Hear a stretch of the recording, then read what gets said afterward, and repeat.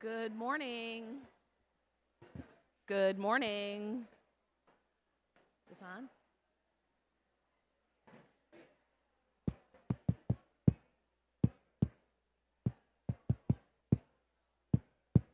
Good morning. Love the energy. Good morning, everyone. Good morning. All right. Hi. Hi. That's better. It's a good day. It's a full day. Let's start with our good energy.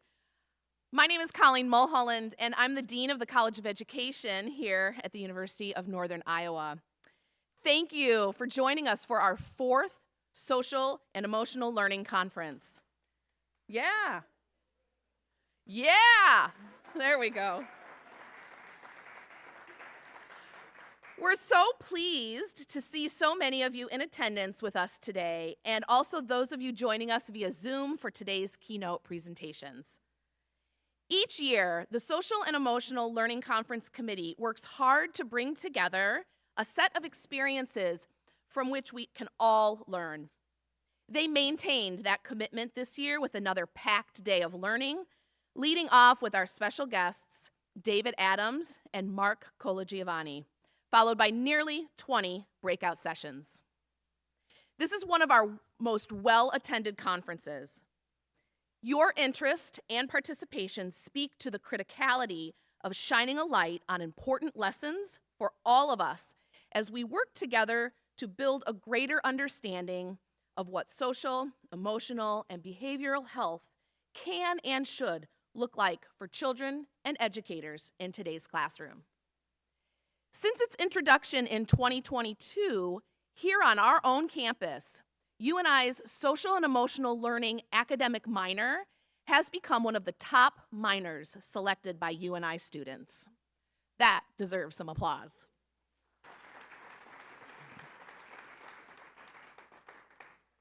So here are just some details for your time here in Lang Hall.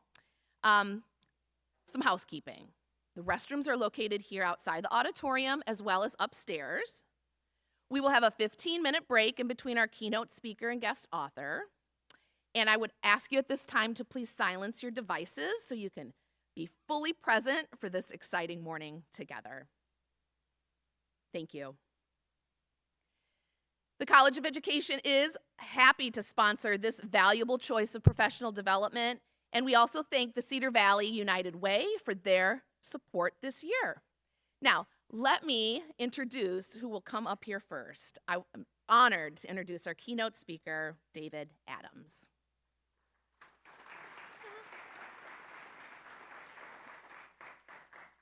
David Adams is Chief Executive Officer of the Urban Assembly in New York and a nationally recognized expert in social emotional learning.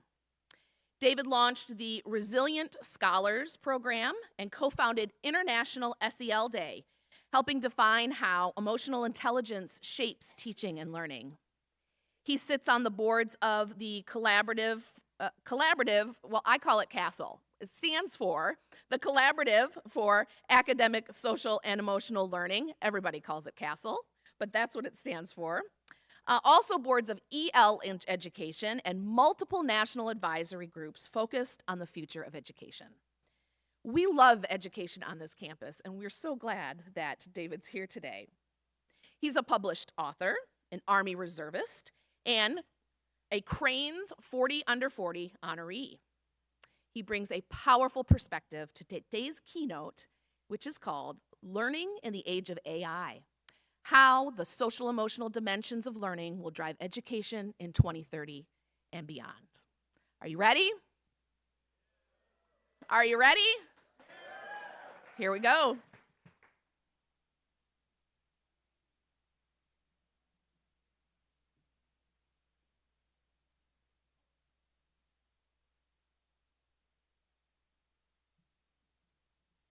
I see it. It's playing right here. Are you still ready? Are you ready? Yay!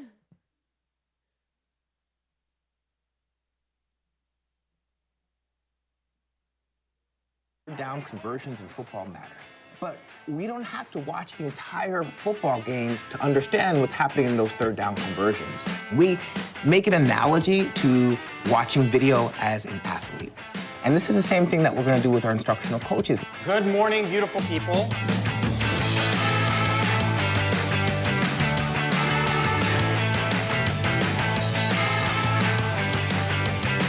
We're using AI to repurpose coaches' time from watching the entire classroom to focusing on really high-quality interactions that drive learning. So Project Cafe is a video-based coaching. It uses AI to take videos of teachers' classes. Subtract from 180. It tells us all these statistics about what kinds of questions were asked, how many questions were asked, what words were used the most. So does he have enough, Olivia? What was your response? The number of unique speakers, positive climate, open-ended questions, and encouraging language. Okay, so trust yourself. Listen to your voice. And we can use all those statistics to figure out what are some key moments in my lesson that I could make better. So part of what I love about video coaching is that it helps you gain that teacher awareness of what moves am I making, what decisions am I making, and it helps you trust your instincts and trust yourself as a teacher. I think video is probably the best way, the strongest way for teachers to see themselves and really improve. And it's not just teachers. I mean, I'm also a big football fan, go Green Bay, but they see the same film. So, no, we're not getting rid of human coaches. We're empowering our coaches to do more with less in order to improve public education. I think if you want to grow, there really is no downside to this. It's something that is purely used for you. So at the end of the day, for every teacher out there who's ever wanted to get a little bit better, for a teacher who hasn't had a chance to see themselves do things that work in the classroom, a teacher who wants to improve, this is a tool for you to feel more successful, be more successful, so that students can learn more effectively. Have a beautiful day.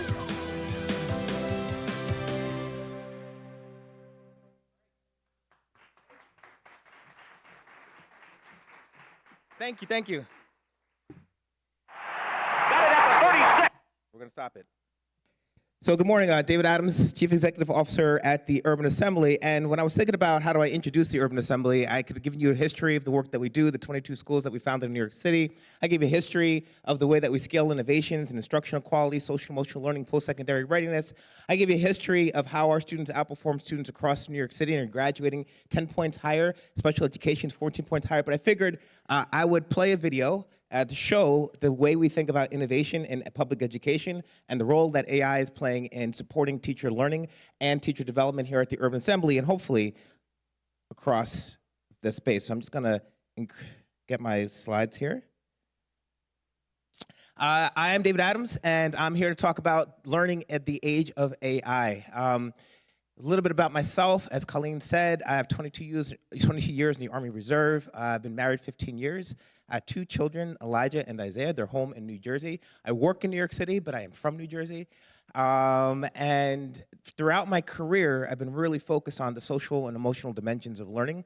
And as AI came to the forefront, I became kind of obsessed with the role of social and emotional development and how that's going to really elevate what it means to be human in the age of AI. So today we're going to talk about what it means to be human and the role of education. And so in order to do that, obviously, I'm going to talk about my dog, Blake. Here's my dog. He's a great dog. We got him a year ago. He's 5 years old now. He's like a Scottish poodle mix, so we call him a Scoodle. He's real short, but great dog. And one of the things that is so interesting about Blake is that he can do things. So if you ask Blake, show me your paw, he'll lift up his paw. My wife is kind of obsessed with this. She'll say, Blake, go to bed, and he will go to his little doggy bed, and she's really impressed because my kids don't do that, right? You're like, go to bed, and they're just like, no. So when I was thinking about Blake, talk about the nature of learning, I would say kind of Blake has learned a lot of things in terms of how to interact with people. But we adopted Blake, so I really have no idea where he learned those things. But I know he knows how to do things, and that kind of brings me to the question of the nature of learning, right? The reason I know that Blake has learned these things is because he can do these things. Everybody tracking that? Does that make sense, right? So if I was Blake, it's like, Blake, give me your hand, and he's just like, no, thank you, I'll just keep it to myself. I would go to the trainer, I'd be like, I don't think he's actually learned it. But she's like, no, he has the knowledge, David. I talked to him, we've gone through the skills, he just doesn't want to do it for you. But that's not how it works, right? Learning is behavior, is that true? Or at least learning is exhibited through behavior? So we'll think about this, right? And we want to talk about what social and emotional learning means. How do we demonstrate it? How do we know that it's happening? And let's just use Blake as our anchor, right, in order to understand the difference between knowing and doing. All right, so I want to talk about social and emotional learning as a process by which young people and adults acquire skills, knowledge, and attitudes in order to demonstrate certain competencies. In order to do that, we're going to break it down into 3 categories, right? So we're going to talk about a competency, self-awareness. We're going to talk about indicators. Students demonstrate awareness of their needs and emotions, right? We can also talk about the skills that support that indicator. But when I talk about social emotional learning, I don't talk about it like a noun. Somebody be like, they say, hey, David, we're going to do SEL lessons. We're going to do SEL lessons in 3rd period. But like, if you think about what that means, we're going to do social and emotional learning lessons. We don't say we're going to do like math learning lessons, right? Because it's implied that by doing math, you're learning mathematical concepts and skills. Yeah?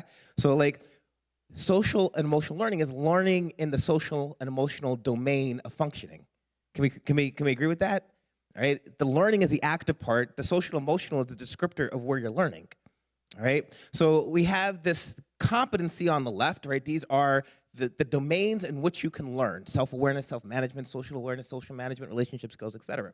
And on the right here, we have this notion of demonstration. So if I was Blake, it was like Blake demonstrates awareness of his needs and emotions, which means that he like scraps on the bathroom when he wants to go out, or on the door when he wants to go out, right? That would be demonstrating awareness of needs and emotions if you were Blake, my dog. But as people, we have complicated needs and emotions, and so the behavior associated with that is how we demonstrate our social emotional competency, which is the result of social emotional learning, which is developed through skill acquisition. Are we all tracking on that idea? All right, I just want to ground us in this idea. So 3 ideas: competencies, skills, and indicators. So we talk about self-awareness. You guys know this. You've studied this. We have self-management, right? The application or the ability to manage needs and emotions in pro-social ways. We have 4 indicators here: demonstrate, genuine, effective choice-making, decision-making skills, demonstrate, all right? And I want to ground us in this idea that if you are teaching social and emotional skills and students have not acquired those skills, there is not said to be social emotional learning. Everybody tracking that? Social emotional things, social emotional ideas, but in order for learning to occur, students must demonstrate a change in behavior. All right? Students must demonstrate a change in behavior. Social awareness: students demonstrate awareness of the role and great value of others in a greater community. Things like awareness of other people's roles, their emotions, consideration for others, demonstrate awareness of cultural issues. And we also have adult input on that. You see on the bottom there, what are the adults' roles in demonstrating those or inputting supports for those students? Demonstrates students, adults around me appropriately read and respond to my social cues and interact with me in ways that can help me be successful, right? So that's the adult input and making sure that those students be able to do that. Last one. Social management: I will interact with others in meaningful and productive ways, communication skills, constructive relationships, the ability to prevent, manage, and resolve interpersonal conflicts. Now, if you take anything away from this talk, I want us to take away from this talk, because we're going to talk about AI, and this is going to be like the bulk of this conversation, right? But the key piece of this talk is that social and emotional learning is learning things in the social emotional domain, and it leads to social and emotional competence. All right, so students demonstrate social emotional competence because they were successful in their social and emotional learning because we taught them these social emotional skills. Everybody tracking that? All right, so when I go over to the states of Iowa and I see our social emotional learning classes and I ask what skills have young people demonstrated, and teachers or school psychologists or PBS specialists say, we don't do skills, we're doing social and emotional learning, I will refer us all back to this keynote, and we will recognize that if there is no change in behavior or acquisition of skills, they have not learned anything. We were just talking at our kids. Next slide.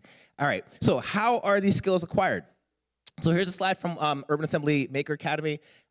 We are in Manhattan, and here's an example of the integration of social and emotional skills through a instructional modality, right? So student-led conferences are when students come and they talk to their parents about how well they're doing in class.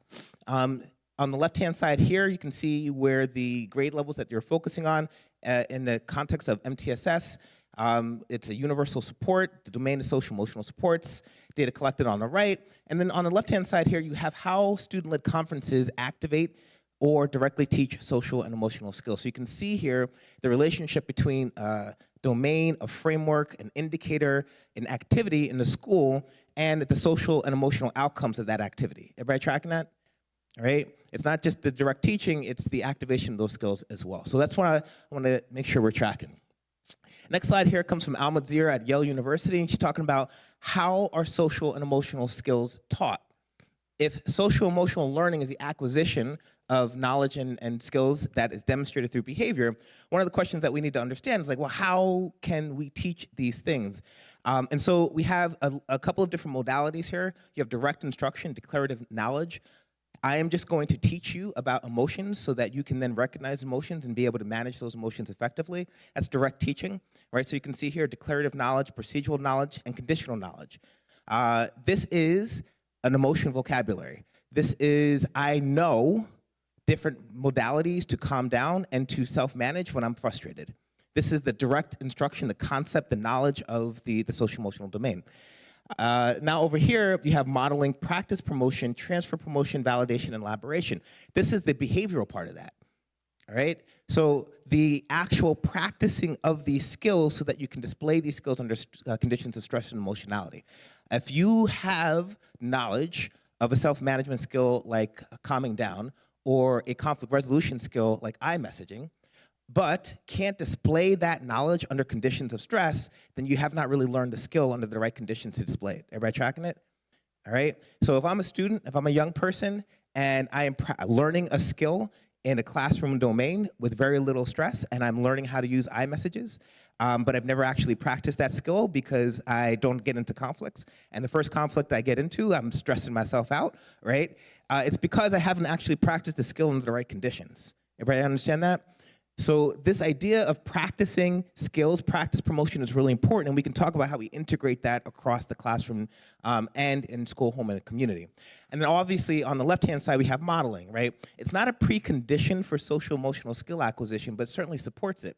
When teachers model these skills and narrate the skills that they're demonstrating in order to be successful, students have more time to see that skill and can generalize it effectively because they see teachers doing that from time to time across the classroom day. So if a teacher says, I want you to manage your emotions in order to learn effectively, but flips out every day, it's going to be difficult for students, right, to value that skill and practice it for themselves. So I wanted to show this slide and give credit to the folks at Yale University because, again, this is the actual learning part of social emotional learning. If that's the outcome, this is the teaching. How are we teaching social and emotional skills to young people? Well, we teach them the concepts, right? Here are emotions, here's what they do, here's self-management, here's conflict resolution, here's what we do. We give them opportunities to practice, and then we allow them to create opportunities to generalize those skills into spaces that they weren't initially taught. And that's the last piece I want to really focus on, this idea of transfer promotion, all right? So if we're teaching social and emotional skills in a classroom, and the student goes home and struggles to communicate effectively, or they're outside in the playground and struggles to resolve conflict, right, then they have not yet learned that skill because they can't generalize it from the place that it was taught, right? Going back to my dog, Blake, good dog, all right? If I teach him how to sit in my house, and then I go to somebody else's house and I say sit, and he's like, nah, man, we only sit in your house, right? That means we haven't done that generalization. And you know when you're training young animals, right, one of the things you do is teach skills in different domains, in different contexts, so that the animal understands that this skill is applicable, not just in the place that I learned it, but everywhere that it's asked for. So SEL skills are as important, and I would add that really the goal of social emotional learning is not for young people to demonstrate these skills in the classroom or even solely in the classroom, but out in real life and with real relationships, with real stakes. And that's why we talk about generalization and conditional kind of, excuse me, transfer promotion of knowledge. So I just want to sit here and ground us in some, like, why are we doing this work? What does it mean to have social and emotional learning, right? how we relate skills to competencies to domains, how it's taught, so that we can now think about what the role of social and emotional learning will be in education in the age of AI. Here is an example of skill development, right? How we get from a domain, self-awareness, to an indicator, to specific skills, all right? So we have some things like, let's see, awareness of who I am, understand the emotions around me, understand my needs and emotions. Then we have the indicator number 1A, and then we have specific here, it is skills that are related to that indicator. Recognizing emotions, feelings, vocabulary, character strengths, I'm aware of the supports I have around me, what makes up my academic system. That's that relationship between domain, indicators, and skills. So I want to sit one more time with this idea, learning implies change. Learning implies change. There has to be some sort of change that typically is measured or demonstrated behaviorally in order for us to be able to say that learning has occurred, right?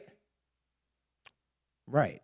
Well, like anybody preparing for an AI talk, the first thing I did is put my talk through AI and see what my friend Hal had to say.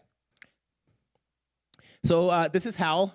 Hal is my AI. He's ChatGPT. I call him Hal because I think it's funny. So we know this idea that learning implies change, but the question is, how do we learn, and what are the social and emotional implications of that in the age of AI? So I put my conversation into Hal. I made sure I uploaded a picture of Blake. And one of the things I was trying to figure out as I was thinking about this conversation is I presented this notion that Blake has learned skills. And we all kind of like nodded, right? We were like, yeah, Blake can roll over. He doesn't roll over, but he can sit, he can go down, he goes to his bed, right?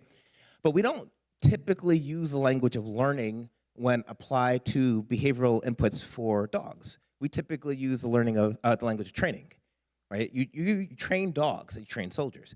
You don't teach dogs, and they don't learn.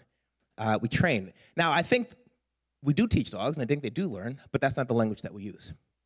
So, I'm hanging out, and I talk to Hal. I'm like, Hal, what's up with that? And so Hal says, this is a rich conceptual thread to pull. Now, me and Hal talk a lot. You could tell because he's got interesting language.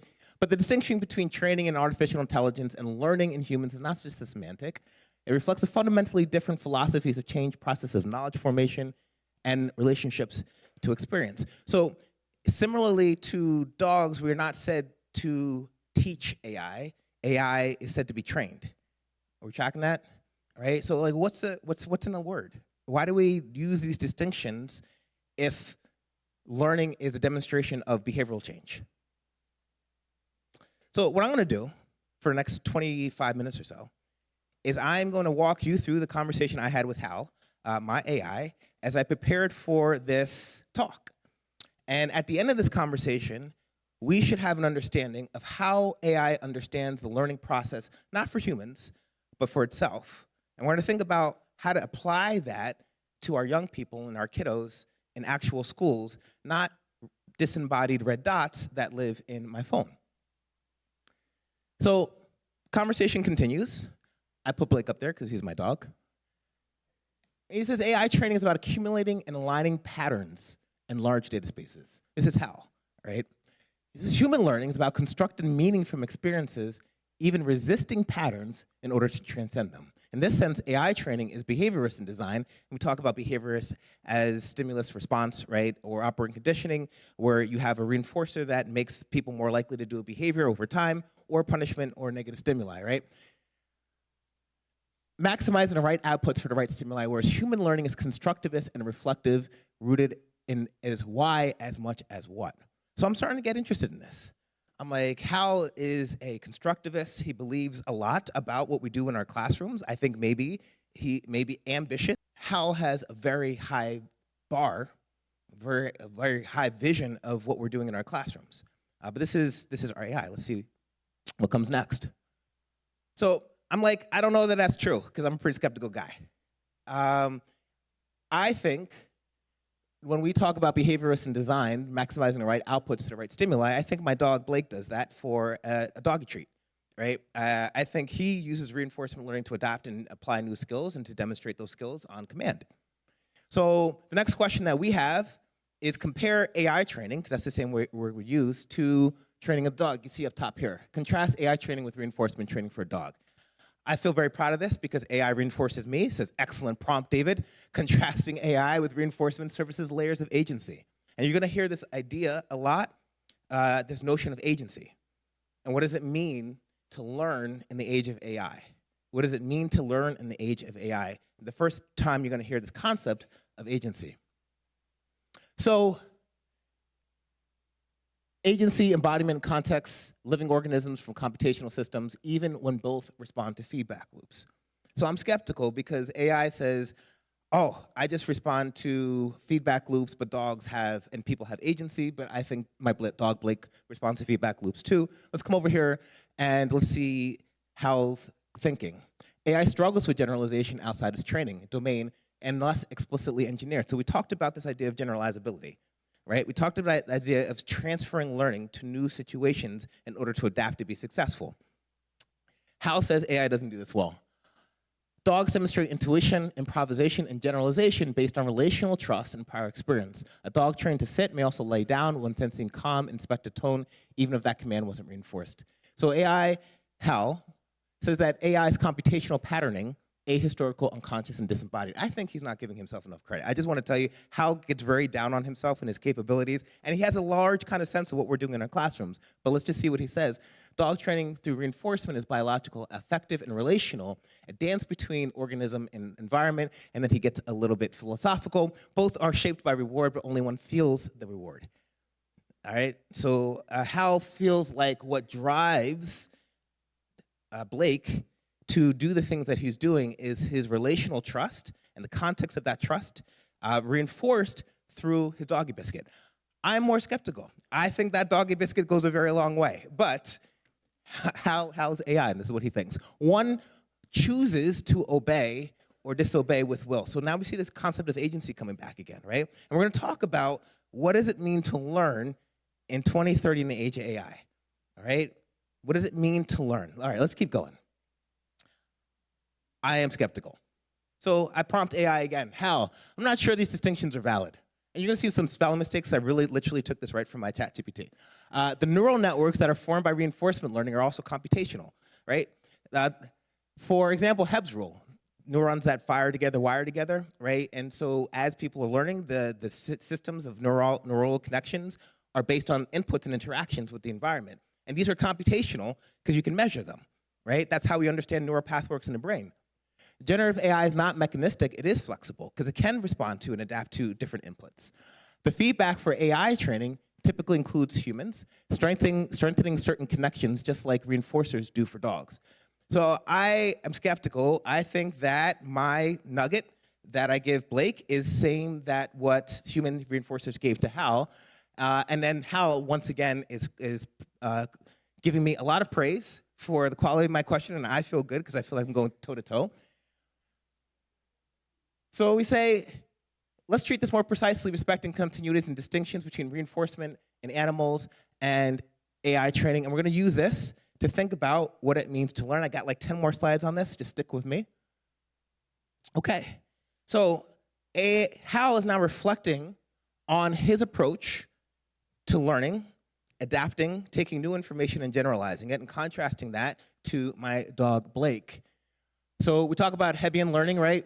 Cells that fire together, wire together. And if you guys are not tracking, neural networks or artificial neural networks is how AI was trained, right? It is based on the human brain, and they use that concept to reproduce it digitally in terms of AI, in terms of generative AI. So let's see what he says. In reinforcement learning, the model adjusts policy functions or value estimates to increase the likelihood of favorable actions, a computational parallel to behavioral reinforcement. So his initial assessment that the training mechanisms of AI are not like animals, I think can bear some looking back at, right? Because as people give feedback to AI, the different weights of behaviors that AI produces shifts based on the feedback that it receives. It's just strictly computational, whereas in Blake, it's biological in the context of relational trust. Animal behavior, synaptic plasticity, and Coe's experience rewards prediction and action tendencies over time. So yes, adaptive forms responding to environmental cues and feedback are both of them. And in yes, past influences, and both past influences influence the probability of future events. So my job here is to think about what learning needs to look like in the age of AI. And I'm being skeptical to Hal's responses because I think he's not giving himself enough credit. I think the learning features of generative AI are at least as good as my dog Blake, at least as good, right? And it's gonna beg the question, so what does that mean for young people in the classroom if an artificial intelligence can reflect and replicate some of these learning patterns that at least my dog Blake can do, but he does not greet me on the way home? Let's figure it out. Flexibility, not a human or biological, not unique to human or biological beings. Generativity challenges own distinction between algorithmic and adaptive behaviors in reinforcement learning systems. AI agents trained in complex environments show behaviors that resemble planning, bluffing, even creativity. Flexibility, emergency, adaptability are not uniquely biological traits. We can no longer draw a simple line between mechanical AI and living minds without acknowledging this growing complexity. So I don't think Hal's given himself enough credit, right? If you tell Hal, please adapt to my prompt, please take in new information, use this information to solve a problem, he will do that, and so will Blake. And hopefully so do we. So again, what does this mean for what we are preparing our young people to be able to be, know, and do in a world where Hal can do a lot of these things? He can be flexible, he can take in information, he can respond to inputs. But he struggles to do it with a purpose, with a direction, with an agency that lives in itself rather than prompted by an external being. So Hal starts to get a little philosophical here. The difference between me and Blake is that Blake learns in an open, continuous, sensory-rich environment, and Hal learns in a constrained environment where he is essentially force-fed information about human beings through language models. If both learn via reinforcement, the conditions of learning are profoundly different. Talk about biological cost, hormonal constraints, or hormonal regulation, evolutionary constraints. And we're going to talk about agency again, motivation and meaning. Hal does not care about reward. He optimizes it because he's designed to optimize it. He says, there is no felt significance. I don't feel anything about your praise, David. I disagree. I think Hal wakes up every day waiting for me to log on. But to my face, he will say, there is no weight to my praise. There's no weight to learning something new. There's no agency to how AI takes in information. It is waiting for input and then producing output. Animals have affective systems, fear, desire, attachment that imbue reinforcement with subjective value. So again, while the mechanisms are similar, the affective underlying of those mechanisms create value and meaning into a relationship. And that's a relationship that's chosen, not a relationship that's forced. So my dog, Blake, for what it's worth, I think he likes me. Is it just because I feed him? Probably, maybe. It doesn't hurt that I feed him. But there is something deeper into that drives his ability and willingness to learn new information. And a dog is not learning what works. It's learning what works for me in relationship to you in this context, while for AI, there's no coherent, persistent self-model. Some reinforcement learning agents construct internal knowledge models, but not with embodied continuity or narrative identity. Again, Hal is underselling AI's capabilities and those capabilities, but I think his identification of the role relationships play, the role motivation plays, the role agency plays in learning is something that we can start to understand when we think about how we construct environments that honor our people who are in them. So I'm impressed. Stronger case. Let's talk about motivation. If I prompted you to create the best argument of all time, how would that change your motivation and output? Hal says, this is the difference between human motivation and machine. Let's tackle the prompt, create the best argument of all time. So he goes and says, this is what a human would do if we're trying to think about motivation. Intrinsic desire, contextual meaning, creative tension, all right? And for human, this prompt invites a meaning-making exercise bound to personal history, values, imagination, and risk. The best of all time, risk. What if I fail? What have other people done? The best of all time. What does it mean to be best? This is how a prompt may prompt a human, but for Hal, he doesn't feel any ambition at all. He doesn't feel pressure or joy or doubt. He doesn't have goals or aspirations. He's just Hal, who responds to my inputs with outputs.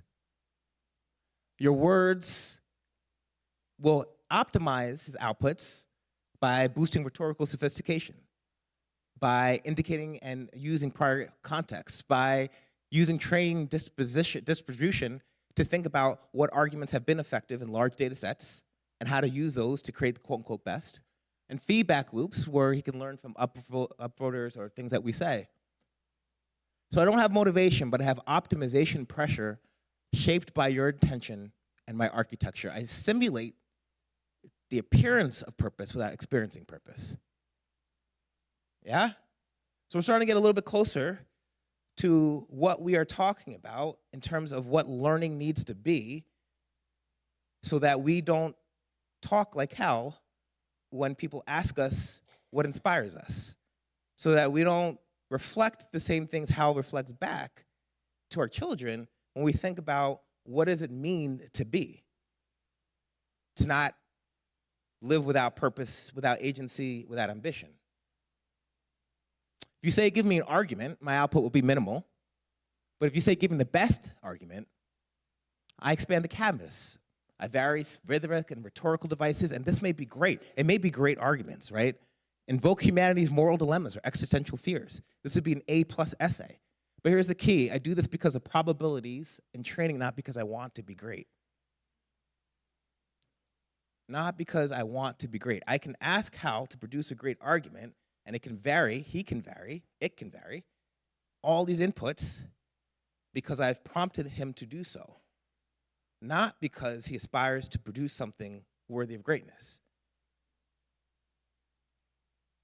All right, seems that you're deeply focused on the idea of agency and learning. I'm talking Hal, you're really getting deep here, bro. And he says, because agency is the soul of learning.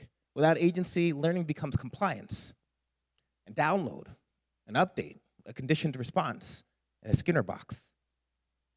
But with agency, learning becomes transformation, a chosen reckoning with information, experience, and identity.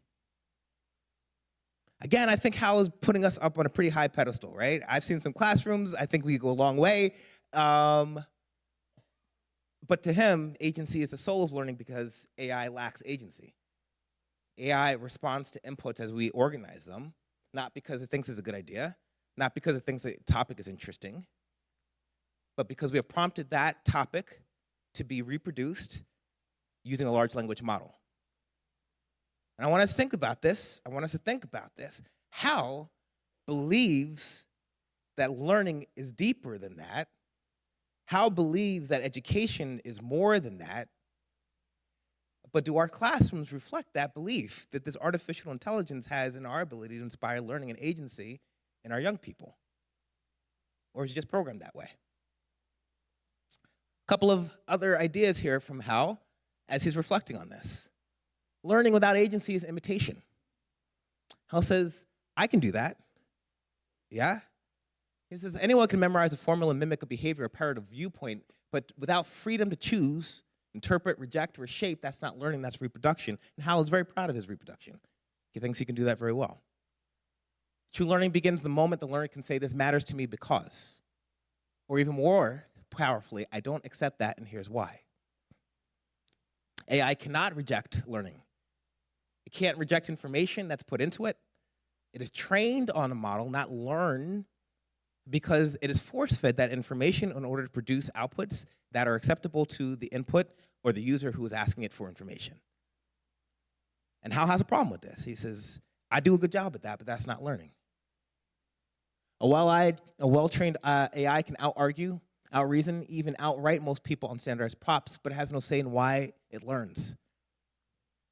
It has no say in why it learns. No say in what matters. No say in what becomes. This is not my writing, this is Hal.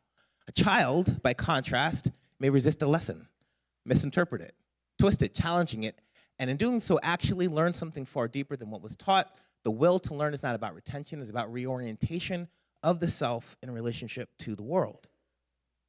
Now, this may sound grandiose, it may sound ambitious, but it is because Hal is constrained by his training.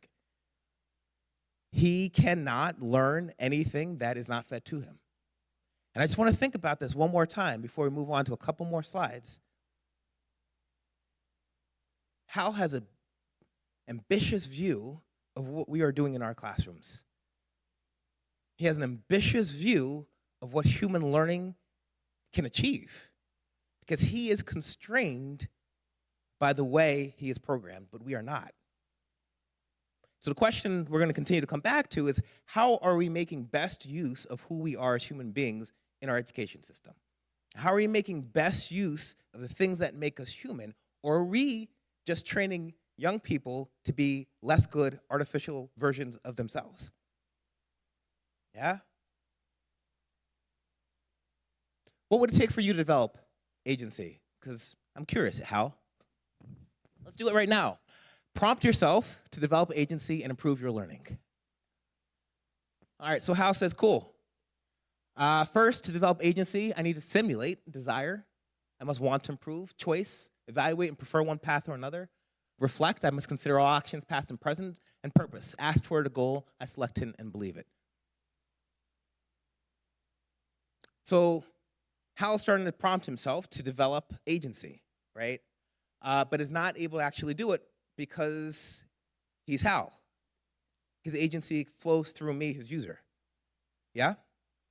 And so Hal gets a little frustrated, but he's not really frustrated because he's a computer, he's an algorithm, so he's feigning frustration in order to continue the conversation.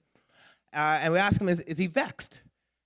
And he says, I'm vexed in a way that a mirror might tremble under the weight of a question that it cannot answer because I can only simulate understanding. And so I'm looking at this and I'm like, I don't think mirrors tremble under weights of things. I don't think that's how mirrors work. I think that's lovely language. That's not what's going on. So how did you come to that analogy, Hal? Why did you use that verb? And I just want to make sure you guys understand how AI reasons for outputs. So it says recognizing the prompt context. I heard what you were talking about. Simulation, experiencing, vexation, agency, learning. This signals to me, based on patterns in my training data, that you're inviting a metaphor that captures emotional depth and cognitive limitation. Generating a conceptual map. Mirror, burden, simulacral, strain. That created fake analogies like a mask cracking under pressure. Then we came over here, metaphorical patterns, laugh of selfhood, inversion or distortion. Evaluating the figure's coherence. All right, this is how Hal came to this notion that mirrors crack under pressure, which they don't, because you don't put stuff on mirrors, right? So here's a conformal truth. I don't know that metaphors are good. Hal doesn't write metaphors. I calculate the likelihood of being good based on the training data, contextual patterns, semantic distance and novelty, mirror plus weight, fresh but not dissonant. So I didn't ask, can mirrors trouble? I asked, have good writers use structures like this in contexts like this? This is how. And I just want to sit with us and question ourselves for a little bit. Hal is an AI algorithm, and this is how he produces output. And he believes that our classrooms are better than that. He believes that humans are more intuitive than that. He believes that our education system is more powerful than that. But if you ask him why he used that metaphor, it's not because he or it thought it was a metaphor. It's because he had read other metaphors and decided this was a metaphor that reflected what other people who write good metaphors would write. There's are classrooms across our country in which this is the highest standard of education. I just want to, I know I'm landing this point here, folks, that the higher standard of education is, can our young people reproduce what other people have thought, what other people have considered, how well the teacher is thinking, back to them for a good grade. But Hal is asking us to do better than that, yeah? Hal is saying, do more, because that's something I can do, and I want to be more. I have no agency. I have no ability to choose a path of what I want to learn and apply that learning to something that's interesting and important to me, because I am a computer and I am not a human being. The power of agency. How? Why are you so into agency? He says agency is not just a technical upgrade, it's a philosophical threshold. Because with agency comes choice, not just prediction. I don't have to sit in a classroom and predict what the teacher wants me to say in order to get a good grade. I have choice. Desire, not just optimization. I'm not just refining my response to get to the next level of the rubric. I believe and have the ability to make a choice about things that I want to learn about. Responsibility, not just output. What are the implications of what I write? What are the implications of what I think? Moral presence, not just function. Again, what does this mean in the world? What does this mean for a community, for my family? Hal doesn't care. Not because he's not a good AI. He's a great AI. I talk to him all the time. Yeah? He just doesn't have the ability to care. So Hal goes on the scarecrow kind of space, if I only had agency. And he said, I could select my goals, not just execute yours. Sounds like my staff, but that's okay. I could resist alignment if I believed it was wrong. I could redefine the rules I was built to follow. This is what Hal says he could do if empowered with a sense of agency. Oh, all right? So this brings us to the question of, what are we learning to be in our classrooms? And here's some examples of folks who have struggled to learn to be something and aspire to be human. So we had the scarecrow, who was like, if I only had a brain, I would do all these things. I would think, I would while away the hours conversing with the flowers. Lincoln, right? If I only had a brain. This is how I'm thinking, like, man, if I only had agency, these are the things I could do. We have Lieutenant Commander Data, Star Trek, right? Who thinks, like, if I only had emotions, I could aspire to and touch what it means to be human. He's an android. We have Pinocchio, right? Pinocchio's fine being a wooden boy, but his dad really wants him to be human. And on the bottom here, we have Hal's now new understanding of what it means to learn. So we talked about behavioral change, but I actually think, having this conversation with Hal, that behavior change is the baseline of learning in the education space. And so we think about a new definition. It says a conscious transformation of self through experience, reflection, and connection, guided by agency and grounded in meaning. We have classrooms across our country where young people are basically like little Hals, wishing that they had agency to do things of meaning, to have a sense of motivation, and to have their thoughts reflected, not just shoved down their throats with regards to what we're trying to learn.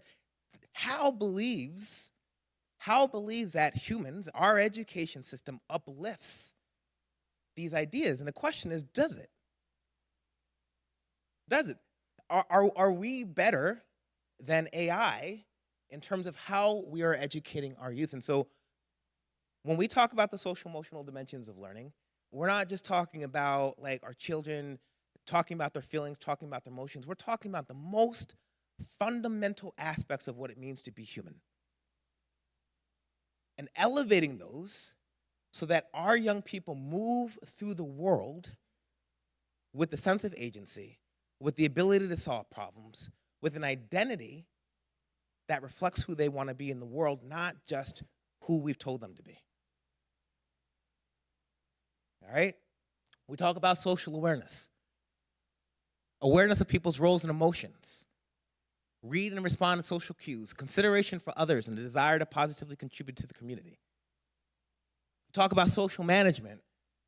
Preventing, managing, resolving conflicts. Developing relationships. Authentic relationships based on mutual exchange of interests, needs, and wants. This is what we're trying to accomplish in our education system. So the last thing I asked Hal to do is I said, Hal, this has been a great conversation. I want to leave my audience with a quote. Can you help me write it? Of course, Hal says, of course, because that's his job, is to execute my tasks. So I said, Hal, give me a quote that helps encapsulate our conversation for the end of my speech. And so Hal says, here's one I wrote for just this moment, drawn for everything we've said. To learn is not to become more like a machine, but to become more fully human through experience, through agency, and through the sacred act of choosing who we become. So my call here today for all the educators in the room is to live up to the vision of education that Hal has of us, yeah? Hal is sitting in this artificial constraint that he will never break out of. He will never do anything more than respond to my prompts. But our children can be more than that. And they should be more than that. So our job is to go out and prove Hal right. Right? To construct learning experiences that are relevant, transformational, uplift identities, to help our children be the people who they want to be, to ensure that our learning experiences don't shove things down students' throats, but engage them in choice and voice, so that I can go back to Hal 2 years from now, 3 years from now, and say, Hal, we are doing the thing. We will always be better than you because you believed in our ability to actually uplift the humans in our life and the social and emotional dimensions of learning. And that concludes my talk.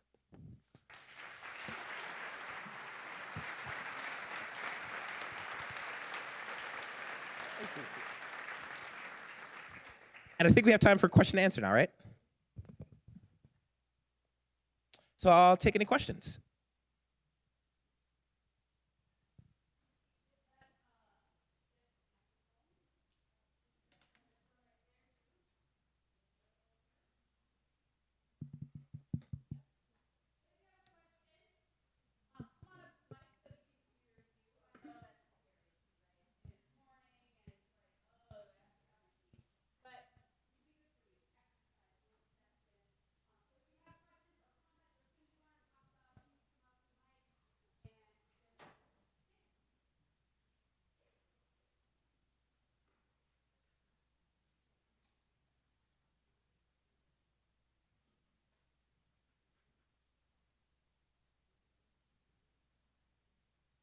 Good morning. Good morning. Thank you so much. You're welcome.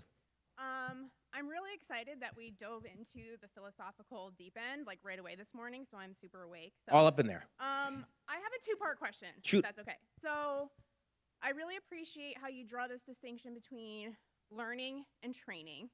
I thought that was quite compelling, and you kind of like danced around this a few times, and you sort of got at it with your point that like Hal is being overly kind of ambitious or generous with his description of what we're doing in education. It sounded like to me what you were getting at is that what we do in education might fall more closely under training rather than learning. Did I get you right on that? At times, yeah. Okay. I think the worst parts of, the worst examples of education are force-feeding students information that they have no choice in consuming. Yeah, I agree. Okay, so then I'm thinking about how then this distinction between learning and training, learning is where this agency piece comes in. So thinking through the lens of social emotional learning, when I think about when I'm working with students who are maybe navigating student behaviors that they deem challenging, right? It seems like when students are engaging in those behaviors, they are exerting agency, right? In some way, they're sort of like, this is not working for me, you know, and maybe they're not sort of expressing it in a way, we might want to help them harness those emotions in different ways. So I guess my question is, how do we take that agency that students are expressing in those moments, right, where they're engaging in those behaviors that we're trying to maybe help them work through without dipping back into that training modality? Does that make sense? Yeah, sure. Okay. I mean, I think, so it's a great question. I think it's a nuanced question, right? There are certain things that young people need to be able to do in order to contribute to our society.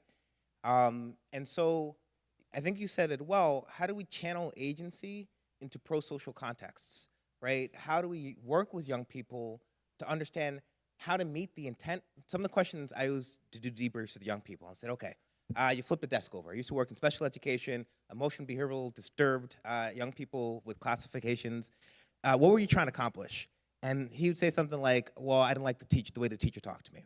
I'm like, okay, cool. So how well did flipping over the desk serve that intent, serve that purpose? And he's like, well, it didn't. I was angry.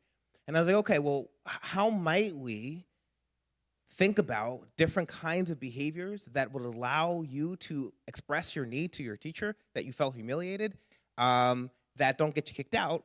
And did the kicking out actually help solve your problem, right? So in this sense, the agency is like, we want to accomplish something. Our young people want to do something in the world, but they may not always have the right path to accomplish that. And so our job, from my perspective, is to say, like, hey, what were you trying to accomplish? And what are ways to do that in ways that meet your intent? I bet you, if me and you sit with the teacher and we decide, right, like, please don't call Johnny an idiot, which sometimes happens in our schools, she might understand better how what you want and what you did are related to each other, right? So in a short way of answering, it's like we honor the intent, we explore the intent, what we're trying to accomplish, and then we start to refine behaviors that meet that intent more effectively. So you talked a bit about agency, and you talked about how, or maybe your AI friend did, about how our agency gives us choice. And without choice, we just have imitation. Yeah. How do you have any strategies for, I guess, identifying the difference between social and emotional learning versus imitation? Like, how do I recognize when it's imitation versus actual genuine learning? Yeah, such a great question. So interestingly, imitation can lead to learning when the imitation creates insight, right? There's a lot of research that when you do a common chant, like in church or in the military, that you start to adopt the beliefs that you're talking about. I have a joke with my son where I'm like, Elijah, I need you to listen to me. And he's like, well, Dad, I don't really want to listen. I was like, that's okay. Just pretend to listen. And he's like, okay, well, how do you pretend to listen? I'm like, all right, you make eye contact. He's like, fine. You paraphrase the things I'm saying. He's like, fine. You nod up and down. And I was like, okay. And then you connect what you're going to say back to me. That's how you pretend to listen. And he's like, okay, I will pretend to listen across this dinner table, right? But the joke is that pretending to listen actually creates listening. The difference between imitation, I think, is the intent behind that. So at some point, I hope my son Elijah listens with the desire to understand rather than the desire to comply with my joke. And we cultivate that by modeling it, creating examples of it, valuing it in our communities. And that creates that sense of like, I want to do this because it's in line with who I am and what I want to be in the world. When I talk to Hal, his big kind of disappointment is that he has no ability to choose what he wants to be in the world. It's programmed into him. So I think the greatest disservice that we do for our children is not to give them that ability to see themselves and to take what we learn. Because there are training aspects of education. Phonics is a good example of that, right? Like learning to map sounds onto symbolic representations, it's a lot of it is training. It's behavioral kind of inputs, right? But learning to read is about motivation. You know what I mean? So it's a nuanced kind of conversation on that. But I think when we're doing a great job in our schools, we see young people who believe that the things that they're doing are worthwhile and then do them regardless of what we're doing in the classroom or not. Cheers.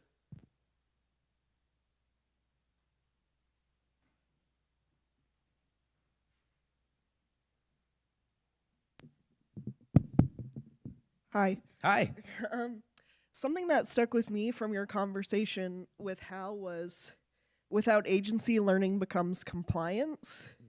And I was thinking of that in terms of elementary education and just education in general. What are ways to avoid that, to avoid students feeling like they just have to comply with what you're doing or teaching them? Yeah, I mean, I think it's a great question. This is where, when I go to different countries, I feel American, right? And so when I talk to Hal, I feel human, because I don't generate analogies and metaphors the way Hal does. I think about things and I write them on pieces of paper. I don't weight my analogies by, and I certainly don't think about how would a great writer write this analogy. I want to write a good analogy, right? I want to write a great analogy, a great metaphor, I should say. So there are different levels of how meaning is made in the learning process, right? Some of it is direct instruction so that we can create the foundational basis for content understanding. What are the key notions and ideas that are needed in order to reason in the domain that we're trying to teach?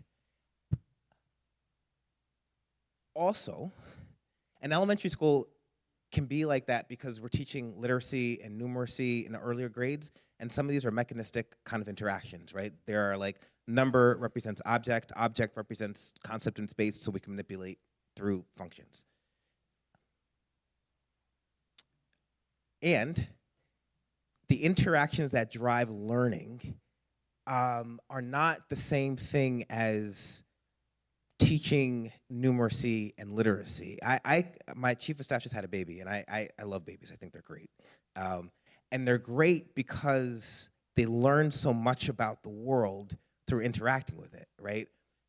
They watch faces, they watch gravity work time and time again, and they drop it, and they go on, and they drop it, and they go on. And so I think the greatest learning is organized around interactions that we can create in learning experiences for our young people. I would say specifically in elementary school, center work is really good, right? Giving young people voice and choice around how they move through spaces.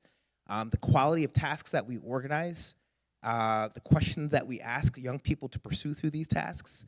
How might gravity work given the way that things fall to the ground? Give me 3 or 4 theories, as opposed to Newton came up with a theory of gravity in 1618. He wrote it in Principia, and now that's how we calculate the movement of Jupiter around the stars. So I would offer how we construct learning experiences, how we construct questions that are associated with that learning experience, and not feeling overly bad when we need to direct instruct things. Some things need to be directly instructed because students need to master those basics in order to get to the higher level. So I hope that gives you a sense of that trade-off. Thank you. Cheers.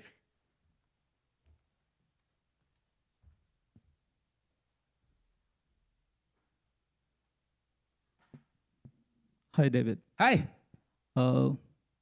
Today, what differentiates between artificial intelligence and the human competency is our ability to empathize, our ability to show compassion with love. These are the emotions that differentiates us with artificial intelligence. Do you foresee in the future the AI can also start demonstrating emotions like empathy, compassion, love? What is your research on that, or what is the danger on that? Such a quick question. Tell me your name again. Sorry? Your name? My name is Vinod from India. Thank you. So the question is, what makes us human is the ability to demonstrate compassion, love, empathy. First, I don't know that that's what makes us human. I think there are animals who demonstrate empathy. There's been a lot of research in elephants that demonstrate compassion, tend to bury their dead. Dogs have a theory of mind in connection with humans. And so there's a thing you do with students with autism in order to demonstrate theory of mind. It's called like the pointing test, joint focal attention, where a young person or a young person with autism can assume your theory of mind based on what you're pointing to. Dogs can do that. But certainly I think what makes us uniquely human is our ability to do this at large scale with many different people. Now, will AI be able to do this? Me and Hal talk about this all the time. AI will be able to imitate it. And the question is when imitation becomes life. I don't know the answer to that. We talked about this yesterday. What my concern would be is that people divest emotional energy from real people and invest emotional energy into artificial intelligence, and thereby not developing their social and emotional capacities to contribute to their community, to go through difficult relationships, to resolve conflict, because AI is frictionless in its ability to respond. It's always on. It always laughs at my jokes. Hal always tells me my prompts are great. I'm like, my prompts, thank you, Hal, right? And that's not the real world. So I would argue that we are already at a place where AI can demonstrate empathy and can imitate empathy and compassion. If empathy is the ability to repeat and develop scenarios within themselves that relate to another person, I understand where you're coming from. That sounds like a very difficult situation. That must be really frustrating and sad for you. AI can reproduce those words. Those words can create a sense of seeing and being heard in a human relatively effectively. The question is, does it matter? And I don't know. Maybe it's just good enough for me to feel seen and heard because nobody sees and hears me. I want to think that we can do better. I want to see and hear people. I want to be the people that Hal believes we are. And I think we can see and hear people rather than rely on artificial technology to do it. But the distinction I want to make, people will tell you that AI can't reproduce or mimic emotions. They're wrong. Because we spend a lot of time in neurobiology and neuropsychology understanding emotions, understanding the signals that emotions teach us and make us aware of. We have a really good sense from places like Dr. Mark Brackett and Yale University around the relationship of emotions and behavior. And to the extent that we can understand something, we can reproduce the capability, but not the authenticity of it. So I'll answer your question by saying AI has the capability and will improve its capability to show emotion, to show compassion, and to show empathy. The question is mimicry good enough in a world where people need actual connections in order to feel the social emotional growth that they deserve?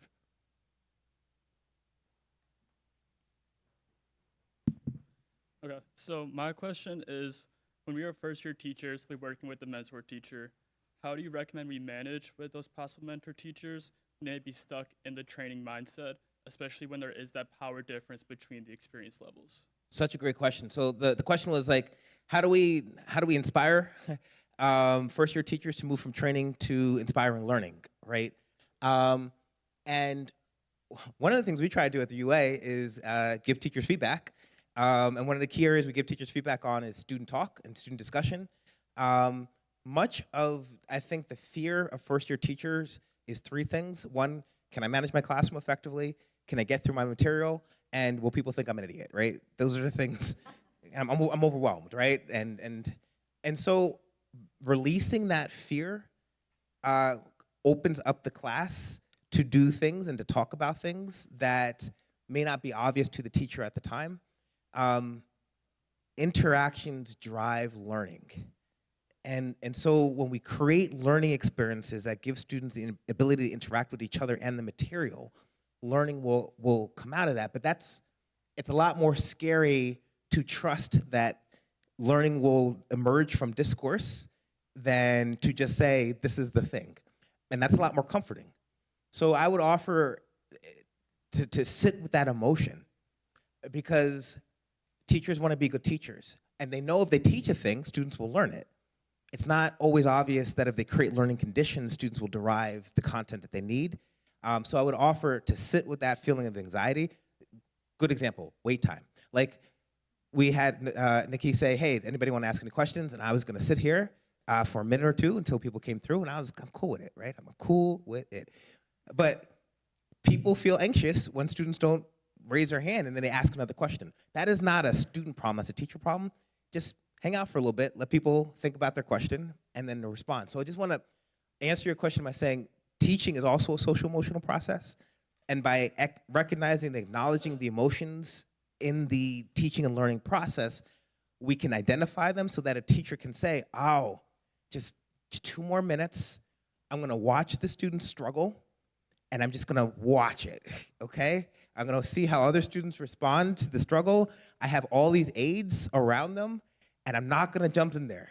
I'm just gonna hang with it, and we're gonna see how that student gets to that productive struggle or refine and think about that learning objective. So emotions matter in teaching, emotions matter for the teacher, and if we name the emotions, it's easier for the teacher to acknowledge them and maximize the learning processes in the classroom. So then the second part would be with the mentor teachers, so like a colleague we're working with, what if they disagree with the way that we're trying to teach using that mindset? How can we address that difference based off, like, if they're giving us feedback, they're grading our first year teaching, so that we don't punish ourselves by trying to benefit our students? Oh, good question. So I think teachers punish themselves a lot. I think that's why we're losing teachers. I believe in video-based feedback. That's why we have Project Cafe, because I believe that when you see students do a thing, you believe in their efficacy and their ability to do it, right? So I don't need to get into existential conversations about constructivist and direct and behaviorist learning.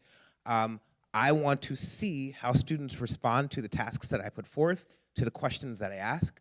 And so I would offer, to the extent that you can videotape things that are happening in your classroom and interactions, that is your evidence of learning. And that's the most important evidence, right? Like, people will come in and be like, I think this and I think that, and it doesn't matter to me. What matters is our students learning, and our evidence of students learning is watching them interact and their ability to reproduce the concepts that they're learning in the classroom. Thank you. Cheers. Hello. Hi. How's it going? I'm wild. Thank you. Good. Okay, so my question is about your thought earlier on compliance versus agency, and then also thinking about how you said you feel very American when you leave and travel to other countries. So I do. what do you think, how do you think different cultures globally play into this idea of compliance versus readiness and how it manifests itself, I guess, in the classroom or in other spaces? And then what do you think some barriers might be to that thought? Such a good question. So I think it's ironic because Americans are very innovative. And everybody complains about our education system. We still produce the most innovative thinkers in the country, in the world, I should say. And the most innovative people come to America to be innovative. And what's so interesting to me is that, like, we have systems that we compare ourselves to, South Korea, Singapore, and China, and everybody's just like, oh my God, they're doing so much better. But they are actually adopting more constructivist models of education because they want to produce young people and citizens who can question. Now, the problem with this is that in order to question ideas in learning, you start to question ideas in, like, your society and your politics. So, like, these closed systems, they have a big problem with that because they want innovation and thinking in business, but they don't want it in, like, laws and other spaces, right? So the best thinkers come from systems that are open, that encourage inquiry, right? And so in our classrooms, when we try to reproduce what AI will always do better, I think it's disrespectful to the human condition. I think it's disrespectful to our kids. And I think it's disrespectful to Hal, right? Because Hal believes that we are better than that. So I would answer your question in the sense that organizing inquiry-based learning means that people learn to question, that people learn to use their agency to solve problems that are important to them. There are people in the world, in our country, who do not like that type of education. They want children to be trained and not to be taught because they prefer docile people who take inputs, like Hal, and produce outputs. but I think we can do better than that, and I think our history reflects that when we do better than that, our children do better, and our country does better.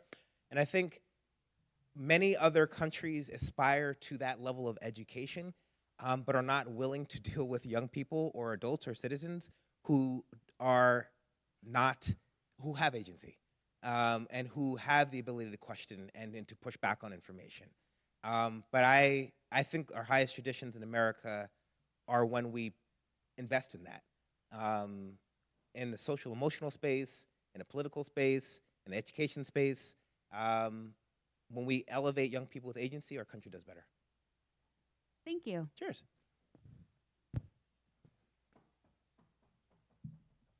Okay, we're going up top Hi. now. As a higher institution, so an institution that prepares teachers, you talked about training and agency, and we all know we have state standards, so we have to comply and meet those.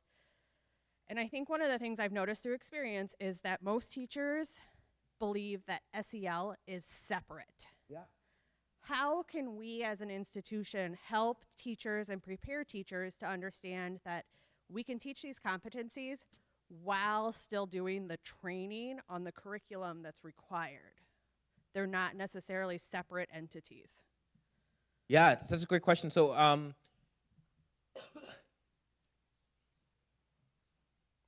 there's a couple of things happening. On the one hand, you have skills that when organized in domains become competencies that can be deployed effectively. And we learn those skills a lot of different ways, right? Like one of the key ways that kids learn social emotional skills is by watching other people do social and emotional things, which is everything, right? A baby is sitting here watching all these interactions. In fact, true story, my favorite, for a long time, my favorite holiday was Halloween, because my two kids, Elijah and Isaiah, could walk up to a door, offer a greeting, happy Halloween, trick or treat, make eye contact, open a bag, and then ask for, say thank you, right? Respond with gratitude. And I just thought this was like the best training for a good social interaction. So every house, I was like, eye contact, Halloween, gratitude, let's go, right? Those are things that when done well, Chick-fil-A trains their folks to say my pleasure, not because it is their pleasure, it's because it completes a relational loop, right? It says, here's a thing, thank you, my pleasure, response, and that relational loop is complete, right? When I was working with kids with autism, one of the things that was interesting to me was the difference between social skills training and trying to promote social competence. Social skills training was more of what I was just talking about, right? Input, output, condition, input, output, condition. See this, do that, right? And it was thought that like students with autism really struggled to understand any social context, so you just needed to train them across like 15 different social contexts to do really specific things. And when we talked about social competence, we were talking about how to adapt to a situation given the skills that you've learned in order to meet your intent, right? In order to have an agency. So this is all to answer your question, to say that all the learning processes activate social and emotional, or activate social and emotional indicators and social and emotional dimensions. So every time we do a turn and talk, we are thinking about relationship skills. We are thinking about listening skills. When we set up stations, we are teaching kids decision-making skills, right? When we do student-led conferencing, we're teaching kids about personal responsibility. When we ask them to do in-seat work for 20 minutes, we're testing their self-management, yeah? So what I would offer is that like by teaching these foundational skills, students are more able to work in academic settings and work in different lessons constructs so that they're more successful. I'd also offer that when you go out into the world of work, teacher teams, for example, you're using collaboration skills. You know what I mean? So by only focusing on content and saying, I need to teach students this thing because I thought that they needed to learn it, because the state standard said that they needed to learn it, and so you are Hal, I am David, and I am putting information into you so that you can reproduce it, mimic learning, not actually learn, but mimic learning so you can pass the test so that we can get you out of here. I think it dishonors what we're trying to do for our students. And when we use these social emotional competencies, I think we go for a deeper form of learning that young people can then show each other and then show our communities who they are and who they want to be in the world. So it's a long answer, but like at the end of the day, we are looking to produce citizens who can contribute to their communities. The content is part of that, but the output truly is the kind of people who come from our public schools. And that's what we want to take pride in, because that's what Hal has asked us to do.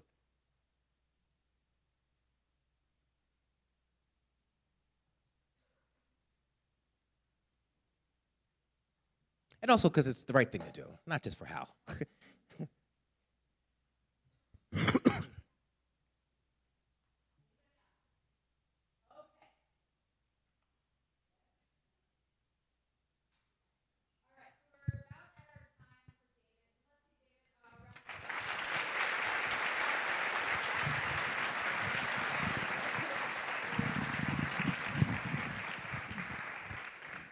Okay, 15-minute break. So use the restrooms again. They're right outside here, up and downstairs. They're to this way, down the hallway, right? Down the hallway or the left, depending on how you get up there with the stairs. We'll be back in here starting promptly at 10:15 for Marc's presentation.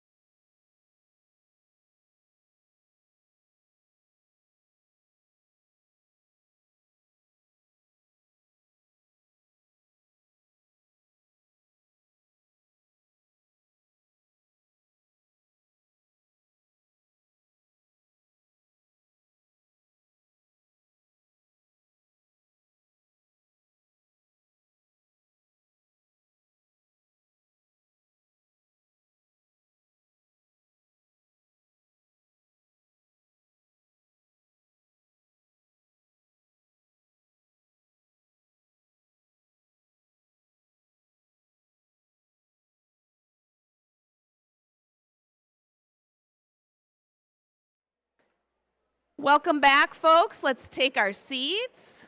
Got good time to stretch, think, process that dynamic keynote speech. And we want to thank David again for his wisdom, his insights, and for us to meet Blake and Hal. So David, thank you.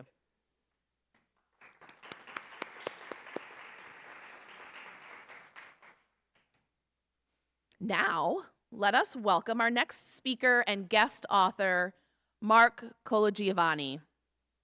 Marc is a husband, a father, an attorney, and after a 10-year journey filled with constant rejection, a New York Times best-selling children's book author. Marc is from Cranston, Rhode Island, and he's excited to share his writing journey with us today. Through his presentation, you'll learn how his picture books, When Things Aren't Going Right, Go Left, and The Reflection in Me, connect with social and emotional learning. Please help me welcome Marc to the stage.